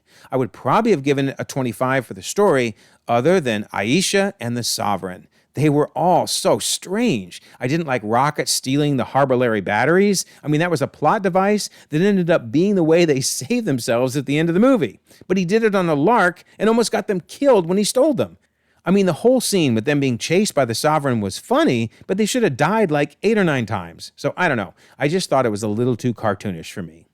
All right, bonus points. Boy, Yondu's death. Wow, was that intense. Has to be one of the saddest deaths in the MCU. I mean, you got Aunt May, and there's others like Iron Man, obviously, but man, Yondu's death was intense. So, all right, a solid 77 for Guardians of the Galaxy Volume 2. Next is Daredevil Born Again Season 1. So Charlie Cox was born to play Daredevil. Even though this is my lowest ranked season of his show, he was still fantastic. Then there's Bernthal, who hadn't played the role for like 6+ years, but stepped right back into the Punisher's shoes like he'd never left. And while we didn't get much of the White Tiger before his death, it was impossible not to fall in love with the character. Villains? You know, it's funny. I was really excited about the idea of Fisk running for mayor, but what I didn't expect was for him to become, well, a politician. I mean, I shouldn't have been surprised, but it definitely slowed the story down as he dealt with potholes, city council, public safety, etc. But of course, he finally cut loose in the later episodes. Bullseye, though, was perfect. No complaints there. And Muse was terrifying, but to have him killed so quickly was honestly disappointing. So the story is where things really took a hit. I think this meme stated it perfectly. Manage your expectations. It was clear that this season was patched together, with part of it being a clean reboot of the character, and part of it being a change to tie back to the original Netflix series. I'm confident Season 2 will be an improvement, as the story will be more cohesive, but this season suffered from the Frankenstein-like nature of patching different story directions together. However, I give it strong bonus points for being willing to realize we all wanted the story to connect back to the Netflix shows and ultimately doing the right thing and bringing back the characters. And the timeline management was unbelievable. I feared that the Mayor Fisk timeline would be a mess, as there isn't a mayoral election in fall of 2026 in New York, but they pulled a rabbit out of their hat and made it a recall election. Kudos to the timeline keeper for delivering. So the season gets an 80, and I'm sure next season will be even higher. Number 35 is Hawkeye. I never would have thought that a series with the name Hawkeye would capture my attention and would make me actually like it, but it did. In fact, I loved it. Hawkeye was great in this series, as was Kate Bishop. She's yet another breakout star from Phase 4, so yeah, I wouldn't have changed a thing. They were so incredible together. Villains? So Yelena gets a 30 out of 25, right? She was awesome. I adore Yelena. Kingpin would have been a 25, other than, I guess he was just a little too silly for me in the end. I mean, it's funny. I guess in the comics, he wore that ridiculous outfit, and so it was Vincent D'Onofrio's idea to wear it, but it looked so silly. The hat, the flower shirt, it was just a bit too cartoony. And Echo was good. I loved having a deaf character as a villain, and I liked her here better than in her own series, to be honest. But overall for villains, when you round it all out, it's a 20. For the story, I mean, I did like the story. It wasn't complex by any means, but I liked it overall. I probably would have given it an even higher ranking, but I just didn't really like the LARPers. I mean, I didn't like Hawkeye having to get his costume back from them in that kind of silly scene, and then for them to actually end up helping in the end and having time to run inside and put on their costumes. I don't know. It just added to the silly atmosphere that we already had with the Kingpin and the tracksuits, etc. But it's fine. The lighthearted elements were nice. Bonus points, though, for the absolutely epic Christmas themes. It was just drenched in Christmas. I can't wait to watch it again this holiday season. It was very well done. So, a solid 80 for Hawkeye. On to Daredevil Season 2 at number 34. So do I need to convince anyone that Charlie Cox deserves the full 25 in this category? I mean, he brings his all in every scene and makes us feel every brutal blow that he takes from the villains. And to have the moral dilemmas of killing being debated with the Punisher, that was awesome. I'm unsure how to classify the Punisher this season. I mean, he's an antagonist, but of course he's an anti-hero as well. But if I did add him to the hero category, it would still be a 25. Villains. Okay, so Kingpin is an easy 25. Even in prison, the dude is scary. Maybe even more scary at times. On the other hand, Elektra was hit or miss for me. I mean, I loved how Ella DeYoung played her, but Elektra also annoyed me enough that I was often longing for more of the Punisher. And the Blacksmith was as evil as a Clancy Brown villain can be, but his ties to the Punisher were a bit confusing for me, and I didn't fully understand the Punisher's backstory until his first season. So the story takes a bit of a hit for me due to the fact that I much preferred the portion with the Punisher over the portion with Elektra. I mean, it was still a very good story, but as I alluded to earlier, the first several episodes were so good that it just felt like everything hit a wall when the Punisher story was set aside. Speaking of the Punisher, I have to give major bonus points for his rooftop debate with Daredevil as well as his prison scenes with Kingpin. And that long fight that the Kingpin set up for the Punisher versus all those prisoners, that was incredible. So intense. So it gets a very solid 80. All right, next is Punisher Season 1. So I get a chance to finally give the Punisher his due with a 25 for the hero, or anti-hero as the case may be. Seeing him root out all the instigators of that faithful day in the park that resulted in the death of his family was very satisfying. It also was nice to learn more about his backstory via the flashbacks. John Bernthal is the real deal, and he brings Frank Castle to life perfectly. The villains, they're a bit rockier. I mean, Russo is that guy you love to hate. Pretty miserable dude, and so it was nice to see the Punisher take him down hard. The other main villains, Rollins and Carson Wolf, I mean, they were evil and they served their purpose, but none of the three villains rose to the level of beyond a 15 for me. Overall, I felt the story was solid. Frank going on his revenge tour and taking down his enemies as he slowly learned all the details behind the reason for his family's death, that was powerful. While at times it was a bit more confusing than necessary, it certainly kept my attention from beginning to end. And some very solid bonus points from Micro. It was so much fun seeing Frank and Micro at odds with each other and then finally working together in the end. Micro was a critical part of making this season a success. Shame we won't see him again since Eben is now playing Ben Grimm in the Fantastic Four, but Micro was perfect for this season. So a strong total of 80 for the season. Okay, number 32 is Captain America: The First Avenger. Now, I know I've said many times under heroes that because of the origin stories, the hero isn't the person we ultimately come to see later, and thus I can't give them a solid 25. Well, in this case, Steve Rogers was the same person before he became a superhero and the same person after. And that's what makes him such an awesome character, right? I mean, he just has the heart for protecting anybody being picked on. He doesn't like bullies. I can do this all day. All of that. Chris Evans brought Captain America to life so well. So yeah, solid 25 in his very first outing. Then you also get Peggy Carter. Obviously, she was fantastic, and the Howling Commandos, Bucky, etc. Solid 25. Villains, I love the Red Skull. I really should give him a 25, but I was miffed they killed him, and yes, I know he does come back in Infinity War and Endgame, but he's not the same evil villain in those. And we didn't see a lot of him until near the end of the film, so yeah, I can't give it a solid 25. Although Arnim Zola makes it close, he was awesome as well. So really good villains, just needed more time with them. Story? I thought the story was great. I thought Peggy and Steve's romance was amazing. Erskine was awesome. The pep talk he gives Steve Rogers about, being the same person you are today. Remember who you are so that when you have your powers, when you have your strength, you'll still be that person. That was awesome. And then Chester, yeah, he was great too. And then bonus, I'm going to give it solid points for Howard Stark. I thought his appearance was awesome, kind of tying everything together in the movie with what's happening in present day. And it's yet another actor playing Howard Stark. So many actors played him, but he was great. So all right, 81 for Captain America: The First Avenger. Number 31 is Werewolf by Night. Really enjoyed Jack and Ted. They were both fantastic, great in their first outing. Immediately fell in love with both of them. Can't wait to see them again. The villains category, though, is a bit more interesting. I would probably give it a solid 25 if it was just Verussa. She was amazing. I'm knocking it a bit, though, because the other hunters were pretty much fodder, which is fine. It was fun seeing them all get wasted one at a time, but nonetheless, overall, as a whole, I gotta give the villains a 20 instead of a 25. Story? I thought it was good. I enjoyed it immensely from beginning to end. The only drawback I felt is they just kind of left us not knowing where on Earth they're located. I mean, are they even on our Earth?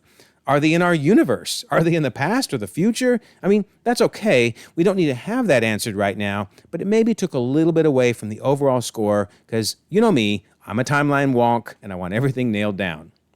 And then bonus points for just going full horror. Wow, I mean, it was a perfect Halloween special. And by the way, I watched it in color as well, and I thought that was good too. I prefer the black and white, but even in color, I still really enjoyed it. So, 85 for Werewolf by Night. Number 30 is Wakanda Forever. So let's start right off with just how hard it was to have to deal with Chadwick Boseman's untimely death, R.I.P., and just how much he meant to that first movie. So for Shuri to have to take over the mantle and for her to do as good a job as she did, that was truly impressive. I also love Ayo, Nakia was fantastic, and Ironheart was great for her first outing. Although I did feel she was kind of forced into the movie a bit, which I'll address more in the story category, but still, it got me interested in her character, which was the goal. Villains? Loved Namor. I mean, in the comics, I couldn't stand him, and I was always glad when he showed up as a villain because I wanted some hero to pound on him a bit because he was just so irritating. But I loved Namor in this movie. They really made him a complex character. And Atuma and Namora, they were great as well. Okay, so on the story, so it was obviously going to be a very difficult movie to make, and they handled T'Challa's death and everyone's grief really well. My issues were the things they added in that weren't part of that core story. I mean, I love Val, I love Ross, but we didn't need either one of them. And I already said I liked Ironheart, but she was also forced in the story. It was unnecessary world building, and while I haven't complained about world building up to this point, I'm gonna knock it here because I feel like they tried to do more than they needed to do with the story. And then on bonus points, oh man, you gotta love T'Challa Jr. That was just such a beautiful moment to have him represent the legacy of T'Challa. Now, I don't know whether he'll be aged up 10 years or what they're going to do, so it'll be interesting to see where they go from here. But nonetheless, for this movie, it was the perfect way to tie it all together. So 86 for Wakanda Forever.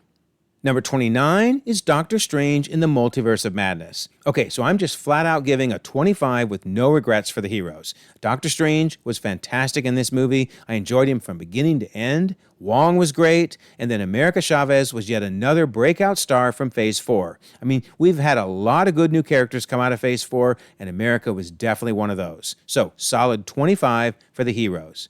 Villains? I love Wanda. I adore Wanda. The only reason this doesn't get a solid 25 is they didn't really do a good enough job explaining how she went from Wanda in WandaVision to Wanda in Multiverse of Madness. I mean, if you did the math, you knew she's been reading the Darkhold for a year, and that would make anyone go nuts, right? And now she's searching for her kids across the multiverse. But they just didn't do a good enough job. They could have had just a little bit more dialogue to really tie things together because I still hear fans complaining about it. But besides that small complaint, Wanda was amazing. Story-wise, I really enjoyed the story. I would give it even more points, but they called it Multiverse of Madness, and we didn't really see that much of the multiverse. I mean, yeah, we saw the Illuminati, and we saw that awesome trip through about 8 or 9 different universes at once, when they went through paint and cube and water, but they advertised it to be something that it ultimately wasn't intended to be. The trailers made it seem like it was something different, and even the title was marketing incorrectly, I feel. So I still give it solid 20 for story, but it just wasn't necessarily the Multiverse of Madness we all expected. Bonus, though, I'll give it solid points for the Illuminati. Yeah, they didn't last very long. I mean, they were wiped out pretty fast, but they were still very cool. It gave us the popular fan casting of Krasinski as Mr. Fantastic, brought back Anson Mount as Black Bolt, we got a version of Agent Carter, Maria Rambeau as Captain Marvel, and of course, Professor X. So yeah, the Illuminati were pretty cool. So we get a nice solid 87 for Doctor Strange in the Multiverse of Madness. Number 28 is Guardians of the Galaxy Holiday Special. So Drax and Mantis are fantastic, and we learned so much new information about Mantis in particular. Plus, seeing her fighting skills was so much fun. So solid 25 for the heroes. Villains? Okay, you could argue there isn't a villain, but I would argue there is. Yondu was the villain, because he wiped out that Christmas tree in the opening scene, and even though we later learn there's more to the story, the bottom line is that event motivated a lot of the characters' actions because that's why they wanted Peter to have a good Christmas. They felt like he didn't have a good Christmas as a kid. Then, of course, we find out in the end that Yondu kind of repented for his bad deeds. But yeah, not only was he sort of the villain, but he ended up being the motivation for the whole story. Pretty wild. From a story standpoint, I mean, what more could you ask for, right? We get Kevin Bacon, and we get Christmas oozing from every scene. It was an epic, really fun story. And then bonus, I thought we got some very important things happening in what otherwise could have just been a throwaway special to get some laughs and move on. We got Mantis sharing her secret with Star-Lord, and that beautiful moment where Star-Lord is like, hey, this is the best Christmas you could have given me. And we got the big reveal of Cosmo's powers, and we get to hear Cosmo speak, and we learn they bought nowhere from the Collector. This is exactly what special presentations are supposed to do. It allowed Guardians 3 to pick right up and go from there. So yeah, I loved it. Nice solid 87 for the Guardians of the Galaxy Holiday Special. All right, number 27 is Shang-Chi and the Legend of the Ten Rings. Another good example of a breakout star from Phase 4. I thought Shang-Chi was fantastic. Loved everything about him. His story, his martial arts. He was great. And Katie was also great, as well as Xialing. So yeah, solid 25 for the heroes. Villains. This is one of the first times I think that I have given a double 25. But Wenwu was awesome. We finally get the real Mandarin and his story of trying to find his wife, who he thought was trapped behind the gate, and how he was tricked into freeing the Dweller in Darkness. Really, really cool. So 25 for the villains. For the story, I probably would have also given it a 25, but I didn't really like the CGI ending. It was a little much for an otherwise very grounded movie. I mean, we went from this martial arts film with Jackie Chan-style fights to this crazy battle that was almost too hard to follow what was going on. I mean, honestly, I still enjoyed it, but I just can't give it a 25. The earlier bus fight scene, though, that was amazing. For the bonus, okay, so this is kind of interesting. I really liked the post-credit scene. I liked the different Avengers showing up and Wong trying to figure out where on Earth this signal was coming from and what the rings were all about.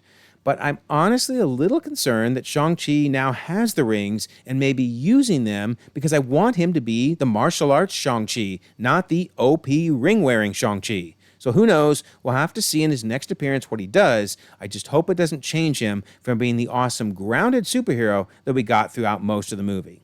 So a solid 88 for Shang-Chi. Now on to the newest movie to arrive, Fantastic Four First Steps. So for the team, I give them very high marks. There was a lot of concern about whether this group of actors could pull off the roles, but they knocked it out of the park. It's hard to imagine anyone else playing those characters after seeing them together. And the biggest indicator of success is I'm actually excited to see them again when they return in Doomsday. For the villains, I thought Galactus was perfect. No smoke cloud this time around. He was everything I'd hoped for the character. And bringing him down to Earth to personally fetch Franklin for the final act, that was epic. The only ding is I wanted even more of his origin and lore to be revealed, but hopefully we get that later. I also thought the Silver Surfer was great. The subplot between Johnny and her was done very well. And Harvey, for what little we got of him, was very nice comedic relief. The story being all about family was a terrific choice. I mean, they are, after all, Marvel's first family. So giving us that family dynamic through the good times and the bad was great. I do wish we'd gotten a bit more of Ben's emotional journey, as well as his seeming attempt at romance, so that's a bit of a ding. Also, we'll have to wait and see how things pan out with Dr. Doom. I'm beginning to suspect he isn't from 828, and if that's the case, I hope they still find a way to still pit him against Reed. And then on the bonus, the movie gets a lot of points for tying in so nicely with the in-universe comic. That was a brilliant move to have the comic exist as part of the movie. Loved it. And I thought 828 was incredible. The retrofuturism was so cool, and it made me want to spend more time in that universe. I'm glad Feige has teased that they'll be returning to the Baxter Building in Doomsday, and that the team will have more company with them next time around. So the movie lands a score of 88. All right, number 25 is Spider-Man Far From Home. Now, I'll say up front that Spider-Man is my favorite hero, so I'm always going to be a little biased toward him. But I thought Tom Holland did an amazing job as Spider-Man in every one of his outings, so it's impossible for me not to give him a 25. Great job. Villains? Okay, we're going to kind of run into the Red Skull issue here again. I loved Mysterio. Jake Gyllenhaal was fantastic. And then they killed him. Why? Why did they kill him? Now, I know there's some debates on whether he's really dead or not, and I covered that more fully in my State of Villainy video on why I think he's dead. But honestly, even if he's not dead, he's irrelevant, because everybody knows his tricks now. But oh my goodness, he was a fantastic villain. And William, it was great to have William returning from all the way back in that first Iron Man movie. But for killing Mysterio, I can't give it anything more than a 23. Okay, so I really liked the story. I promise I did. But I admit, going into the movie, I kind of thought maybe from the teases that we were going to get Molten Man, Sandman, Hydro Man, maybe even Cyclone from the comics. Nope, none of them. They're all Mysterio's illusions. And that's fine. I mean, I love Mysterio, and the story overall was very enjoyable. We got some fantastic battles between Spider-Man and Mysterio, with that one where Mysterio just drops all the illusions on him at once. That was amazing. But overall, I'm going to give it a 20 because, darn it, I didn't get the other villains I wanted. And, of course, they killed Mysterio. Then on bonus, I'm going to give this some really solid bonus points for the post-credit scenes, which unlike some post-credit scenes that are teasing things that, have nothing to do with the movie we've just seen and may not get paid off for years, these were great extensions from the movie. Turns out Mysterio has doxed Peter, and everyone knows his identity, and we learn that Talos and Soren have been playing Fury and Hill, and oh, by the way, where on earth is Fury anyway? And we get the return of J. Jonah Jameson. So yeah, very, very cool. It gets a nice solid 88 for Spider-Man Far From Home. Number 24 is Moon Knight. Another fantastic origin for the hero. I mean, they kept you guessing as to what was going on from the very beginning, and maybe that's why I liked it so much, because we saw the different personalities of Steven, and then Mark, and then eventually Jake, and they were all fantastically acted out by Oscar Isaac. Really compelling hero. And then Layla. That was a big surprise. Did not expect her to become a superhero at the end, and I thought she was great. So solid 25 for the heroes. Then we have another situation of 25 for the villains as well. I couldn't have asked for anything more from Haro. He was fantastic, and so was Amit. Now, I do know I've knocked entries in the past when they killed the villain, so like with Red Skull and Mysterio, but that's because I wanted them to return. On the other hand, I thought Haro's story was complete. I mean, I thought it was a good way to end because there was nothing more to do with him, and his death at Jake's hands was perfect. So I'm okay with him dying in this case. I mean, sure, I'd love to see him again if they have some way to bring him back, but I also thought it was perfect. So, 25. Story-wise, really good story, considering how they went into the dissociative identity disorder, and we learned so much about it. It was well acted, and I would probably give it a solid 25, except for the kaiju battle. It was another one of those special effect third act deals. It was a little much for me. I mean, still very cool, but probably more than we needed for an otherwise fairly grounded story. And then bonus, so this is interesting. I give it good points for portraying the afterlife. I mean, we've seen several examples of the afterlife, whether it was Valhalla or the ancestral plane, etc. But I was a little concerned with how Moon Knight returned so easily from the afterlife. We saw it with Agatha, who returned as a ghost, and we may even see it with Jane Foster if she comes back in the next Thor movie. So death needs to have meaning, and I'm a little worried it could become kind of a revolving door with some of these afterlives. But I did enjoy the story nonetheless, and it was really cool to see what the afterlife was like for Moon Knight. So, all right, 90 for Moon Knight. Okay, so on to number 23, Guardians of the Galaxy Volume 3. So, for the heroes, I love this team. Love them. The only reason I can't give it a solid 25 is because Gamora wasn't Gamora, right? I mean, it's nobody's fault. It's just what had to happen for Infinity War and Endgame, and I think it was the right move for her to die and then come back as a variant. I know it didn't make Gunn real happy because then he had to figure out what to do about it, but the result was that they just really didn't get to be their full team. But otherwise, they were awesome. So just barely knocking it a little bit for that situation. So for the villains, I thought they were great. I guess the only reason for docking at just a few points is the High Evolutionary was so despicable. I hated him, hated him, hated him. His animal cruelty alone keeps it from being a 25. But still, he was awesome, and his performance was amazing. I also loved Warpig, Behemoth, etc. They were fun too. So yeah, very good villains. So for the story, it gets a solid 25. Fantastic stuff. Rocket's origin was amazing, his friends and their tragic death was so painful, and the way it helped bring to light how wrong it is to perform animal cruelty, which you can see there on the right with the experimentation going on. So it was a really good story handling a very, very difficult topic. And then, bonus points for the incredible hallway fight scene. I mean, I still think Daredevil's was probably the best ever, but man, this is right up there. It was so well choreographed. And sure, they were helped out with some CGI to make it pop, but still, has to be the second best hallway fight scene for sure. So Guardians of the Galaxy gets a nice solid 90. Number 22 is Your Friendly Neighborhood Spider-Man Season 1. What a pleasant surprise this series ended up being. I honestly wasn't expecting much because I had hoped it would be telling us the main timeline Spider-Man's origin, and instead, it's often an alternate reality. But boy, did it deliver. This version of Spider-Man was so much fun. Seeing him superheroing at such a young age and fighting much more skilled villains than him was truly awesome. Solid 25. And that takes us to the villains. Scorpion was as terrifying as I have ever seen him, and the symbiote was equally menacing. Lots of side villains on top of that to round things out, and I'd probably give it a 25 if we'd actually gotten Green Goblin. That said, having Norman as Spidey's questionable mentor was so much fun. So 20 for the villains. Story? Hard to fault the story at all. I was anxiously awaiting each new episode to see what Norman's next step would be or what Nico's powers were, and the slow destruction of Lonnie's life was tragic. Truly incredible writing for the series. And then bonus points for the fight with Daredevil and the surprise twist with Doctor Strange. I'm normally not a fan of closed-loop time travel, but they did such a good job with it, and I have to give them solid points for execution. So I'm very happy to give it a strong score of 90.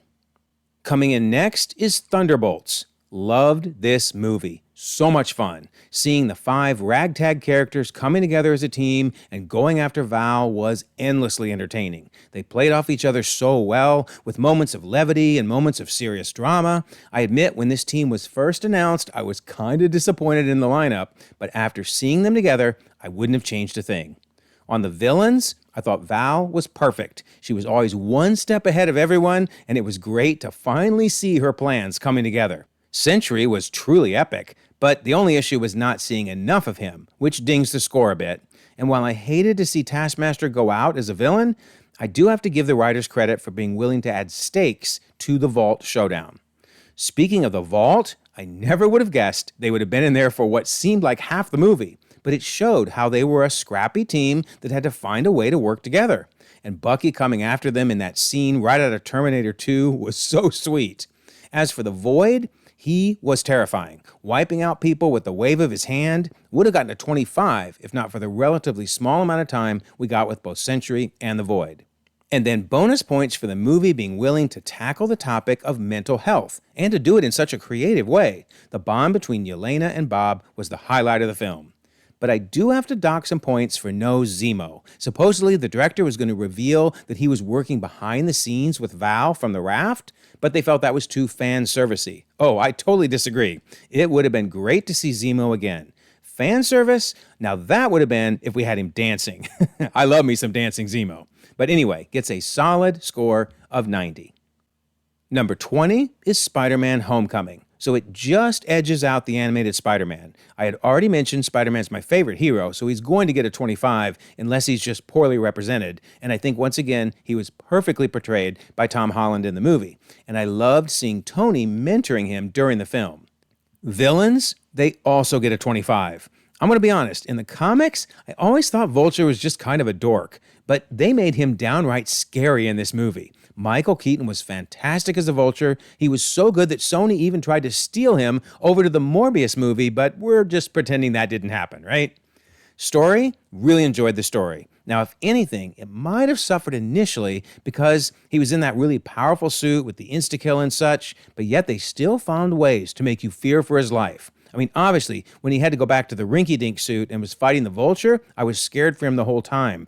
But even when he had the specialized suit and he was going up on top of the Washington Monument, I was like, oh my gosh, he's literally going to die. Like, that was truly terrifying. I love that they managed to make you really feel for him, even though he had a very, very high-tech suit.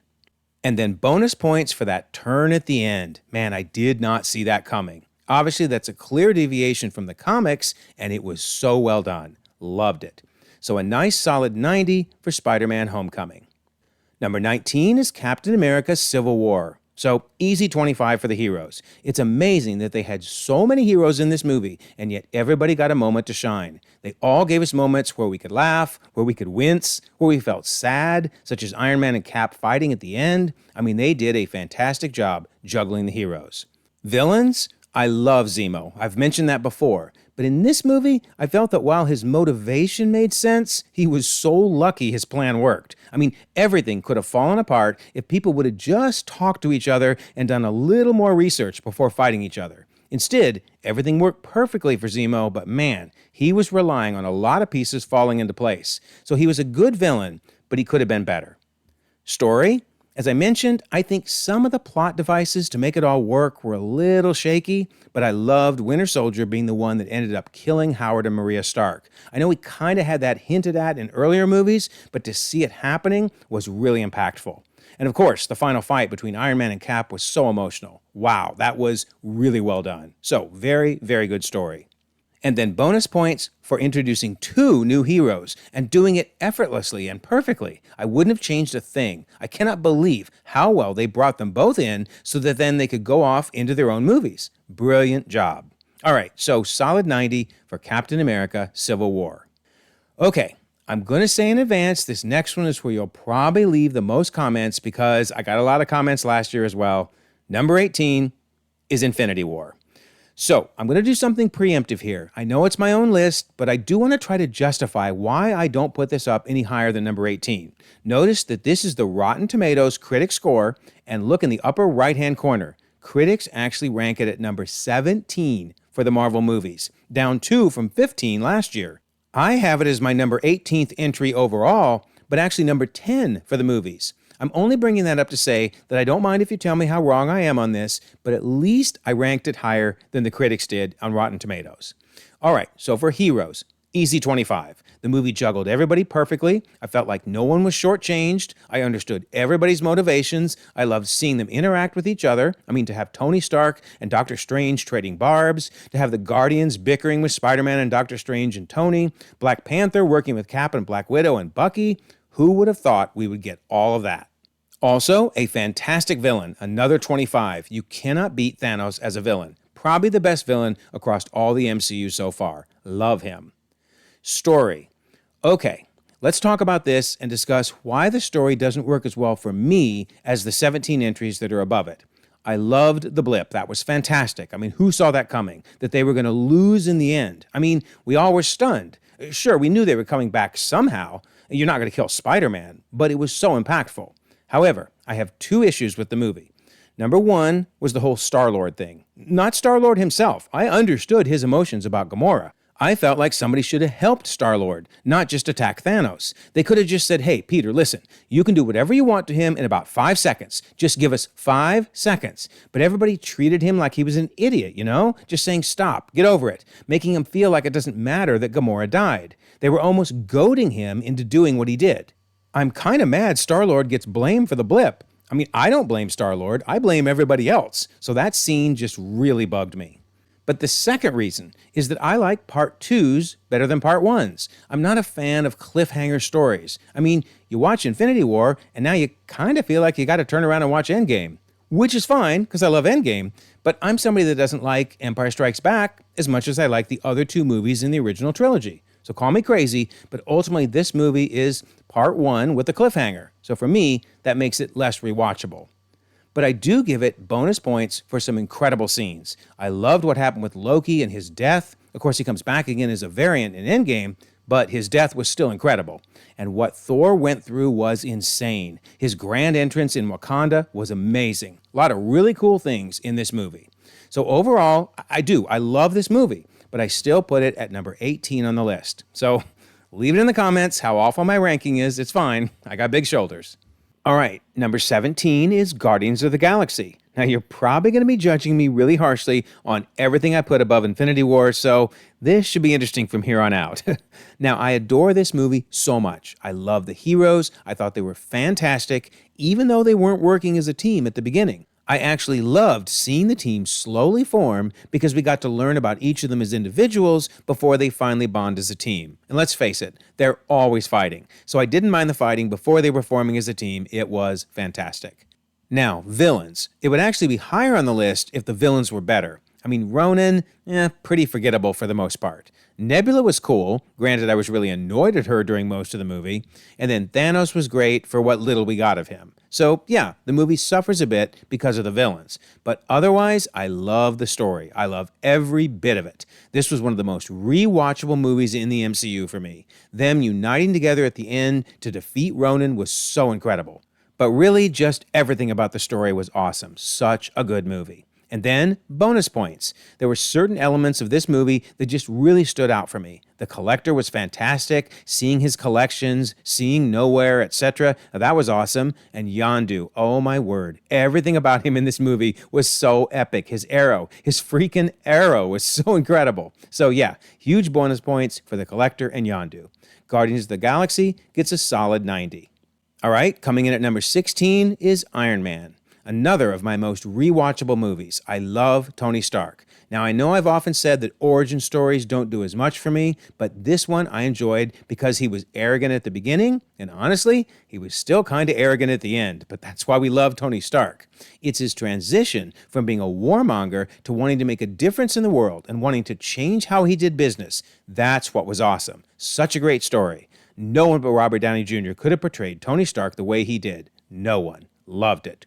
For the villains, boy, it's another one of those movies that are way at the top of my list, but they suffer from the villains. But nonetheless, Stain wasn't a bad villain, he just wasn't a great villain. And Raza, man, he was terrifying in those opening scenes, just terrifying. But overall, pretty much a so-so villain. So that probably hurt the movie a bit, but I still enjoyed seeing them cause Tony so much grief. The story, though, man, watching what he went through in captivity when he builds the costume and Jensen sacrifices his life to give him a little more time, and then when he drops the "my turn" line and starts blasting everybody, oh my goodness gracious, the story is just so good. And then, of course, he goes and fights the terrorists in his new suit, and then there's the scene with Rhodey and the Jets fighting Iron Man. That was incredible. Just so much to love about this movie. There's nothing I don't like about the story. So awesome. All right, and then bonus, I know I've said I don't really like to give a lot of points for an end credit scene, but you got to for this one, right? I mean, it was the launch of the MCU. When you walked out of the theater, you were saying to yourself, there is something bigger coming. This is incredible. So yeah, it was an amazing post-credit scene and literally changed everything. So a 90 score for Iron Man coming in at number 16. Okay, next is Deadpool and Wolverine. So for me, having both Hugh and Ryan together in a movie was a dream come true. I mean, yeah, we got a taste of it in Wolverine Origins, but the less we talk about that, the better, right? In this movie, however, they were fantastic. It's amazing that Hugh can do the role so well after nearly 25 years of playing it and can find a way to give us something we haven't seen before. And the bickering and the fighting between the two of them, truly epic. Villains, I thought the main three were very good. Paradox was hilarious, but also dangerous at the same time. Cassandra was certifiably crazy, which made her all the more scary. And it was a lot of fun seeing Pyro again. Now, Sabretooth, he was also good for the short period of time we got him. And then the other villains were basically variant knockoffs of the originals, but gave the movie some cool scenes nonetheless. But in the end, I didn't feel the villains added as much to the story as they needed for them to deserve the full 25. So the story, that was a lot of fun. I mean, basically one long road trip of insanity with our main heroes. But I admit, I was disappointed in the lack of information we got on the overall multiverse. I mean, we needed an explanation for why the TVA was now monitoring a brand new universe, 10005. I mean, darn it, just tell us whether it's a separate tree or a branch in Loki's tree. Come on, Marvel. But hey, that aside, if you just looked at the story as a fun adventure for Deadpool and Wolverine and ignored trying to understand the metaphysics of it all, then it was a really good story.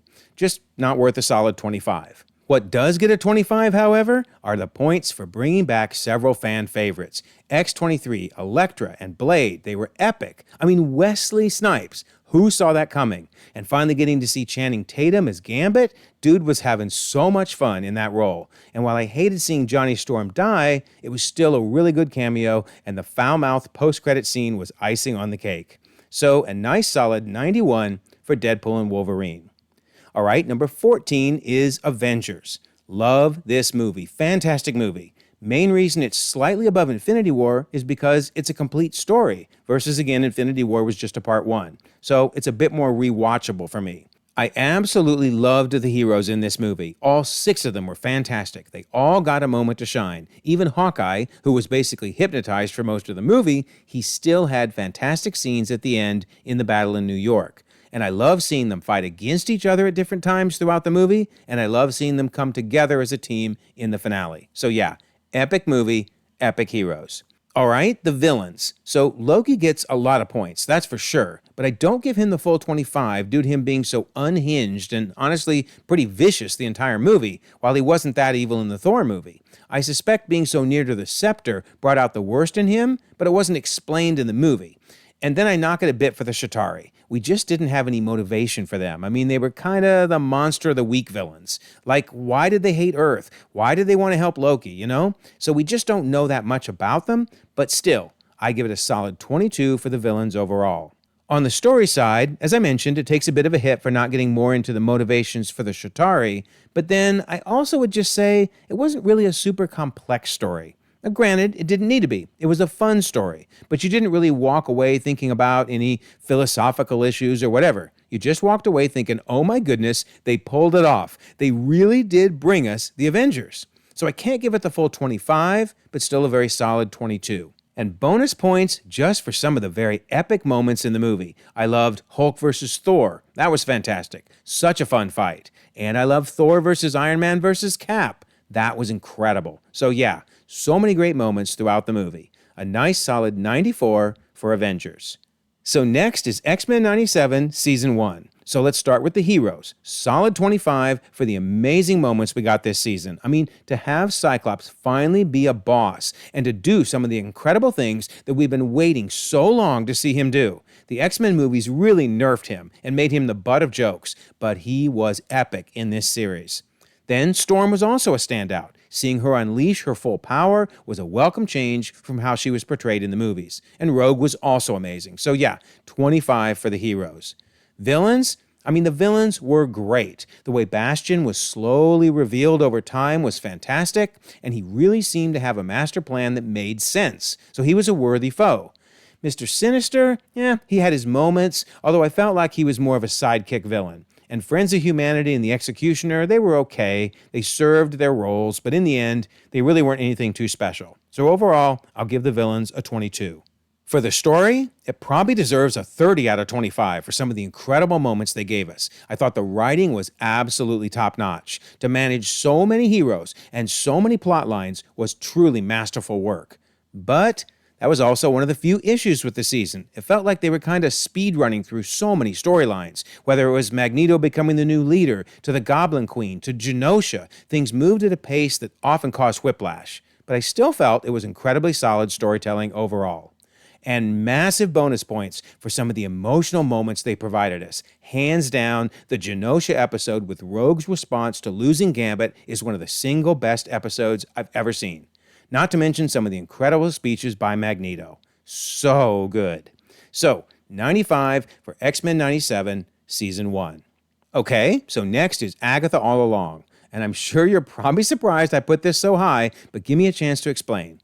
So, it's hard to imagine giving the heroes anything other than 25. Granted, it's also hard to figure out who the heroes are in a series where everyone was acting a bit sus. But the reveal of Wiccan in all his glory was amazing. I thought they handled his very confusing origin in the comics in the best way they possibly could have, and it really made it work. And then Jen, Alice, and of course, Lilia. Man, they were all great. Very solid points for the heroes. So you know you have a bit of a strange series if the main character is listed as a villain? But honestly, Agatha always walks a path of her own. Seeing her convert from being someone who was, well, ready to commit murder just to gain some power in the second episode, to then becoming someone who seems to have finally understood it's not all about her, and to be willing to sacrifice herself in the end, man, that was powerful. And Rio, of course, was epic as an antagonist. I really want to see her back again ASAP. I'd probably give the villains a solid 25, except the Salem 7 basically ended up being a nothing burger. However, they did at least give us the misdirect from the true antagonist, Death. On the story, oh man, I thought the mystery, or should I say mysteries, were so well constructed. Whether it was the tarot cards, or the reveal of how Billy came back from the Hex, or the demon that was hunting Alice, or the creation of the road by Billy, which itself was based upon a fake song that Agatha made up, all these things came together so well. I would probably give it a solid 25, except I felt Jen's story got kind of shoehorned in there, and she deserves something more. And we were all left with so many questions about Rio and Agatha's past, but I guess that's for another day. And finally, solid 25 in the bonus category for giving us another one of the best episodes in all of Marvel TV, as Lilia's life came full circle and she sacrificed herself, only to end up starting right back at the beginning again. She was an amazing character, and I was truly moved by that episode. So powerful. So 95 for Agatha All Along. All right, number 11 is Spider-Man No Way Home. Now, I know for some people this was knocked down on their list because it was basically fan service. And you know what? They're right. It was fan service from start to end, and I loved every minute of it. I mean, who would have ever thought we would get to see all three Spider-Man fighting side by side and bringing together 20 years of Spider-Man history into one movie? Unbelievable. It was like a dream come true as a longtime Spider-Man fan. I loved all three Spider-Men. They were incredible. And that leads to the villains. So who would have thought we would get all those villains together? 5 of the main villains from those earlier Spider-Man movies. Totally epic. Seeing Doc Ock, Green Goblin, Sandman, Electro, Lizard. Oh my goodness. Loved every bit of it. Now, the story itself. Okay, this is where I would knock it a little bit. I mean, there were definitely some plot contrivances to make it all work. We probably expected that. I mean, how else were you going to explain 5 villains from different points in time from the Spider-Man movies and 2 other Spider-Man coming to the universe? Yeah, it was going to have some plot contrivances. So you just got to let it go. You sit back and you enjoy the story. But in fairness, not the most well thought out, well-written story ever. But that's no problem. It just loses some points. Then, bonus points for Aunt May. Oh my goodness, what a death scene. And the realization that basically the 3 Tom Holland movies were his origin, leading up to finally having her uttering the "with great power comes great responsibility" line. Ugh, truly incredible. Loved this movie from beginning to end, could rewatch it over and over again. Nice solid 95 for Spider-Man No Way Home. All right, we've now cracked the top 10, and that brings us to Loki Season 2. So I loved both seasons of Loki. I mean, for the way the second season ended with Loki's heroic act, that's a 25 for sure right there. What a culmination to his story arc. I mean, I love Tony Stark's story arc, but I might say that after seeing Loki Season 2, that Loki has the best character story arc in the MCU. To see him going from wanting to be king and so petty in that first Thor movie to now sacrificing himself to be stuck keeping the 616 tree alive?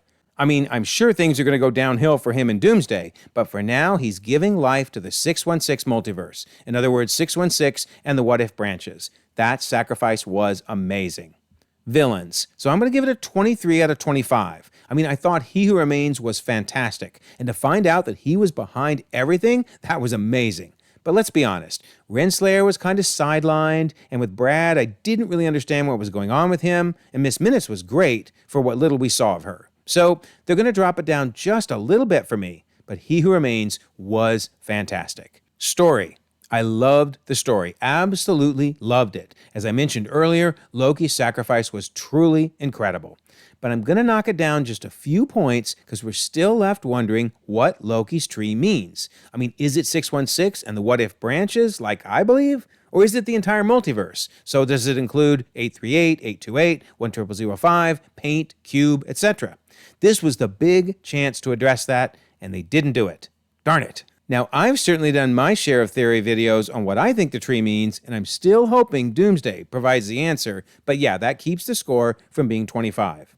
All right, but bonus points, though, for the incredible characters we got this season. Victor Timely, epic. Casey, finally got him in a starring role. And OB, oh my goodness, OB was so fantastic. So, 95 out of 100 for Loki Season 2. So number 9 is Avengers Endgame. I mean, you were probably starting to wonder when this was going to finally show up, right? Well, the heroes for Endgame are amazing again. The Time Heist heroes, they got a lot more screen time, obviously, but they were all fantastic. The character growth for Thor, meeting with his mom, and Tony meeting with his dad. Oh, that was amazing stuff. And even the portal scene. Everybody got a moment to shine. Yep, it was fan service, but it was incredible fan service. Villain? Once again, Thanos gets top marks. In fact, this made him all the more interesting because it was Thanos without the stones. It was just him using his massive strength and weaponry, taking on the Avengers, obviously along with his bodyguards, the Chitauri and the Black Order. So yeah, fantastic villains. Story? Okay, so this is the only place where I guess it would suffer a bit for me. I just sat back and enjoyed it, right? Because it was fun. But if you start to think about it too hard, you quickly realize they didn't really explain how it all worked. I mean, there are still people who question exactly how the time travel worked, and we still don't know if Captain America went back to live in the main timeline or created a branch. And where did he get his shield? I mean, there were a lot of things they just kind of left hanging, and that the movie didn't really feel the need to explain. But you know what? That's fine. It was a fun story, so you just let it go. But I cannot give it a 25 because of that. All right, for the bonus, it had some incredible scenes. I mean, in the Time Heist, I loved Tony Stark meeting his dad. I mean, that was so emotional, so impactful. And considering, of course, that we lost Tony Stark in this movie, it was a great way to end his storyline. And then Captain America picking up the hammer and saying, "Avengers Assemble." Man, so many incredible moments in this movie. So, a nice solid 95 for Avengers Endgame. All right, number 8 is Daredevil Season 3. So easy choice of 25 for hero. As I've always mentioned in the past, Charlie Cox is amazing as Matt Murdock, and it was great seeing him slowly recover from all that damage he took in the Defenders series, as well as finally meeting his mother. All of that gave us a lot more insight into what makes him tick and advanced his character arc in major ways. Villains? Immediate 25. Kingpin was terrifying, and Bullseye was perfect. The story behind Bullseye killing his coach when he was a kid, and then his relationship with Julie, the suicide hotline operator, everything about him was amazing. Can't wait for both of them to return in Daredevil Born Again Season 2. So, for the story, oh my goodness, incredible, right? Watching Kingpin slowly work his way back into a cozy apartment and seeing Daredevil helpless to stop it. And then that three-way fight between Kingpin, Daredevil, and Bullseye, truly epic. They beat the snot out of each other, even to the point of breaking Bullseye's back and leading to that final, rage-filled, epic, bloody battle. So why the 22? Well, I guess I felt the season suffered a little bit from the 13-episode structure and dragged just a bit here and there. Plus, I'm going to be honest, Matt's mom drove me nuts. But still, fantastic story. And bonus points for ending with Matt, Karen, and Foggy starting their practice back up, and for the very emotional and shocking death of Father Lantom. Truly a fantastic season. Gets a 97 out of 100. Next is Jessica Jones Season 1. Kristen Ritter is so good in this role. Where did they find her? I mean, she was just born to play Jessica. She's so spunky and has that devil-may-care attitude. Every other scene, she was chugging down whiskey or some other hard alcohol and flippantly telling someone where they can stick it. Love her so much. So, to see her then feel completely powerless when Kilgrave returned, it set us up for an amazing season. Speaking of Kilgrave, has to be one of the best villains in the MCU, full stop. Dude was terrifying, and David Tennant was brilliant in the role. I can still hear him calling out, "Jessica." Dude crushed the role. Without a doubt, a rock-solid 25 for the villain. The story? So amazing. I mean, obviously, with a 25 for the hero and the villain, the story is going to be incredible. Then you throw in Hope, who of course is played by Erin Moriarty of Starlight fame, and you have an incredible story. And Trish was also fantastic this season. The only knock on the story is the same issue I had with Daredevil Season 3, which was that it felt like the 13-episode season resulted in the story dragging just a bit in the middle, but it's a small complaint for an otherwise incredible story. And bonus points for bringing Luke Cage into the story and tying him in with Jessica. It was a great way to introduce his character and get you excited for his series, and it led to some incredible action scenes when he was taken over by Kilgrave. Near perfect 97 for Jessica Jones Season 1. All right, number 6 is Black Panther. So something to keep in mind right up front is this movie actually got a Best Picture Oscar nomination, the first time ever for a superhero movie to get Best Picture nominated. And it got many other nominations as well. It got 7 total and won 3 Oscars. So why does a superhero movie get that much attention from the Oscars? Because it was so impactful. Now, I'm Caucasian, but I got to personally see the impact of the movie because I have many friends who are African American, and they told me firsthand how much the movie meant to them. This amazing representation that they got to see on screen. That alone puts the movie way up on my list. But then the fact that the representation was actually well done and it wasn't forced, this was honest representation. So for the heroes, T'Challa, R.I.P. Chadwick, he did an unbelievable job as Black Panther. Shuri and Nakia, they were also great. Learning about their roles in Wakanda and the way they fleshed it all out, it was so incredible. I love this movie. For the villains, Killmonger. Oh my word. I mean, he's got to be one of the best villains out there. So good. And even Claw was fantastic for what he did in the film. I mean, sometimes the secondary villains bring it down a little bit for me, but no, Claw was incredible, and his death had everything to do with the plot. It furthered the story for Killmonger to do what he wanted to do. So yeah, 25 for the villains.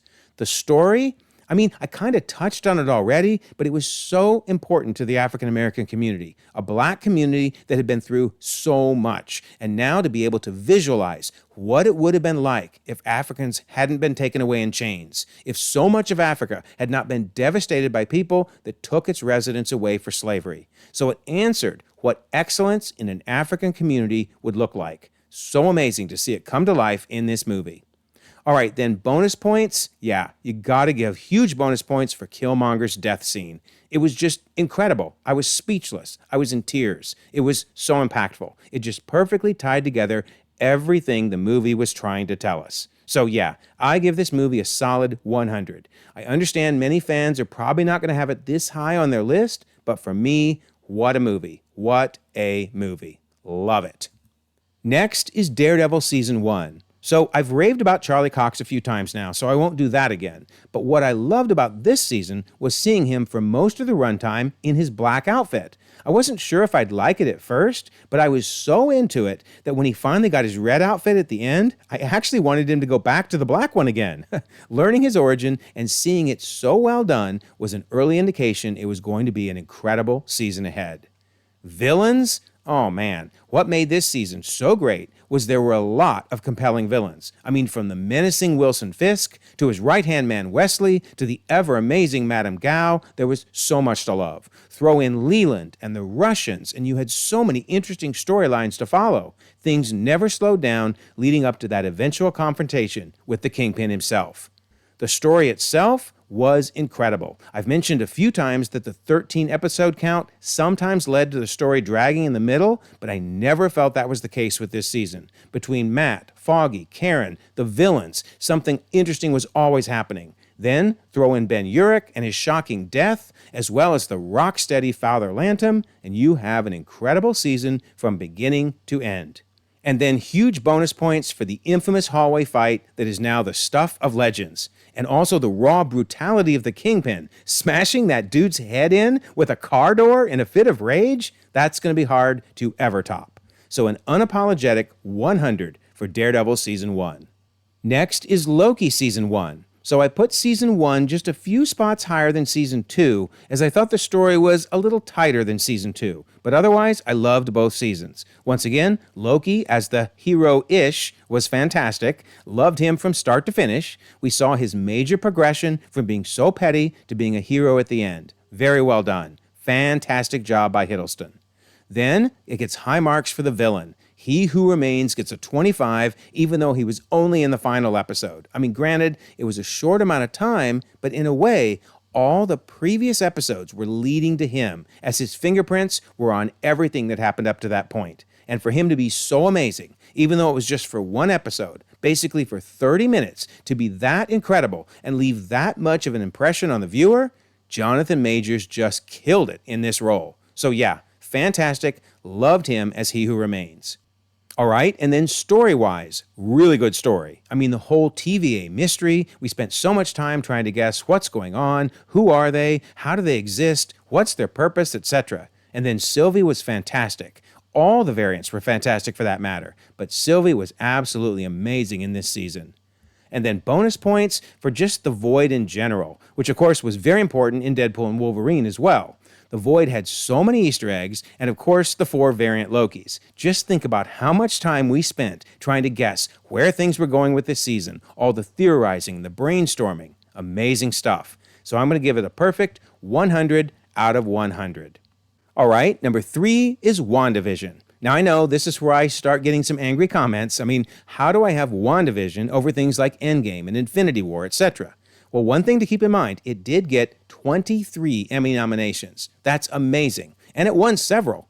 Plus, if you just think back to how much we were all theorizing on WandaVision when it first released, I mean, it kicked off Disney+. It was such an incredible way to get things started. So yeah, from the hero standpoint, I loved the heroes. Wanda was incredible. It was so cool to see Vision back, even if he only ended up being the Hex Vision. And while Billy and Tommy were also Hex creations, now Billy is Wiccan and Tommy is on the way. So I love the heroes, wouldn't change a thing. Villains? Oh man, Agatha was awesome. I mean, her song, Agatha All Along, was an iTunes #1 hit, and it's just one more example of the impact of this series. And of course, Agatha returned in the amazing Agatha All Along series, which actually added to how much I love WandaVision in the first place. And now Vision Quest will be completing the trilogy. So the show was very impactful, and Agatha was a fantastic villain. The story? So I mentioned way back during Love and Thunder about how I had some loss in my life, particularly my wife. So yeah, I really empathized with Wanda and her grief. I realized for some people, the show just didn't hit them as hard, and that's fine. But for me, I understood every minute of her struggling through the stages of grief. And I love the sitcom aspect. That was so much fun. I mean, I'd seen all the different sitcoms, many of them just as reruns in syndication when I was a really little kid, but I knew what they were going for with everything. It was just incredible. And then, man, the "what is grief if not love persevering" quote was so powerful. All right, and then bonus. Look at all of these characters we got out of this show. We got Monica Rambeau's origin. That was really well done. We got Jimmy Woo back again. We got Darcy back again. And yeah, he ended up being fake, but still, fake Pietro was incredible nonetheless. Even the thought that he might be X-Men's Quicksilver was so cool. And yeah, we got Ralph Bonard, but I didn't mind. I enjoyed it for what it was. So I give the show a perfect 100. I love rewatching it, love every minute of it. It means so much to me. But again, it's a personal thing, and I get the fact that probably no one else had it this high on their list. Number 2, Captain America the Winter Soldier. From a rewatchability standpoint, I could watch this over and over and over. There is no moment of this movie that I don't absolutely love. So the heroes are incredible. Cap was at his prime, Natasha was fantastic, helping him at some points, and seeming to be working against him at times. And the introduction to Sam was incredible. And of course, Nick Fury was at his best. And we had fantastic villains. I loved Pierce. I thought he was great. Zola coming back as AI Zola was incredible. And the fall of S.H.I.E.L.D. was huge. I mean, if you think about the impact this movie had on the MCU as a whole, how S.H.I.E.L.D. had kind of been the bumpers, if you will. You know, if you've ever gone bowling as a kid with the bumpers and the gutters, that's what S.H.I.E.L.D. was, basically helping protect the heroes. But not after this movie. S.H.I.E.L.D. was gone. So yeah, having Hydra as the villains of the movie was fantastic. As for the story, I mean, who saw all of this coming, you know? It's kind of sad if you think about it. Secret Invasion should have had some of the big reveals like this movie had, like Sitwell, the Strike Team, Senator Stern. This is how Secret Invasion should have handled some of those big reveals. But while Secret Invasion fumbled the ball and is at the bottom of my list, this movie nailed it. Incredible stuff when you consider the overall impact to the MCU. And then bonus points for the Nick Fury battle in the car. So good. And then, of course, Captain America in the elevator fight scene. So I get there's people that are not going to have this as high on their list, or there's people that feel I'm just picking an easy win because everybody likes Winter Soldier. In the end, I don't care if everybody likes it, I like it. That's the important consideration when you make your own lists. So I think it's a fantastic movie, and I give it a solid 100 out of 100. And lastly, my favorite MCU entry is hands down Thor Ragnarok. This is one I honestly could have pumping through my head 24/7 and I wouldn't get tired of it. I love every single moment of the movie. The heroes are fantastic. Thor was epic. Remember that every time I've given Thor a 15 or maybe a 20, well, he gets a 25 out of 25 for sure. He was a perfect mix of self-confidence and humor. I loved it. And then there's the Hulk. He was so much fun. Valkyrie was awesome. Loki at his finest. Could not have asked for anything more from all of them. Villains? Oh my word. Hela was unbelievable. Surtur was fantastic. And while on one hand I wish they hadn't been killed, I also think their story arcs were amazing and they served their purpose. So for them to have brought about the demise of each other, with Surtur basically killing Hela and then for Asgard to blow up, that was perfect. It was a perfect way to take both of them out. So I'd have been okay if Hela had survived or Surtur had survived. I'd love to see them again, but that was truly an epic way to end their arc. The story? Oh my, the battles on Sakaar were incredible. Hulk versus Thor, the Executioner and his storyline from being, the petty ladies' man at the beginning and then sacrificing his life, unbelievable. And Korg's introduction to the MCU was amazing. And then bonus points? I gotta give bonus points to Odin. I loved it when Loki was pretending to be him at the beginning of the movie. That was so funny. But then I was also so moved by him during his death scene. So emotional, so impactful. And then the Grandmaster, you gotta love Jeff Goldblum, right? Grandmaster was truly epic. Plus, throw in the Doctor Strange cameo, and what more could you ask for? So I give this a rock-solid 100. It is definitely my favorite MCU entry. So with 74 entries, it's a lot to absorb, since the ranking combines movies, shows, special presentations, etc. So I'm going to go through a few summary rankings for some of the different groupings. First, here's a summary of where I have the Netflix shows. You can pause if you want to read it, but we'll keep moving along. Next is the Marvel show rankings. This includes the special presentations as well as I Am Groot. Next is all the show rankings combining Disney Plus and Netflix. I really like seeing the rankings in groupings like this. And then finally, here are all the movie rankings, with Thor being located at the top and the bottom of the list. Wild stuff. So, let me know what you think. Again, I'm certain you will not agree with my rankings. So let me know your rankings of the MCU entries. You can rank all 74 or just rank your top 10, whatever you prefer. And let me know how you rank the 6 MCU phases overall. I'd love your thoughts on which phase you think has been the best. And I'll discuss my ranking of the phases during my State of the MCU video, which is coming soon. So now we await the continuation of Phase 6 with lots of great entries coming in 2026. Lots to look forward to in the year ahead. And don't forget, we have the November contest. Just be a subscriber, leave a comment, and 5 random winners will win a book or a steelbook. And we have the membership option in case you're interested in that. Plus, I promised I'd mention the What If Pitch contest on the Discord. These are the rules, but the TLDR is join the server and submit your entry for a Marvel, Star Wars, or DC story idea. And the deadline is December 11th. And finally, we have a Doomsday Countdown watch on the Discord. Every day listed here at 7 p.m. Eastern, we watch a different movie or show as we head towards the December 2026 release of Doomsday. So we have 2,500 members across the globe, conversations 24/7, and I'll leave a pinned comment with a link so you can join. Also, if you don't mind, like this video, subscribe if you haven't already. You can check out more content, and we'll all continue to enjoy the ever-growing, the ever-changing Marvel Cinematic Universe.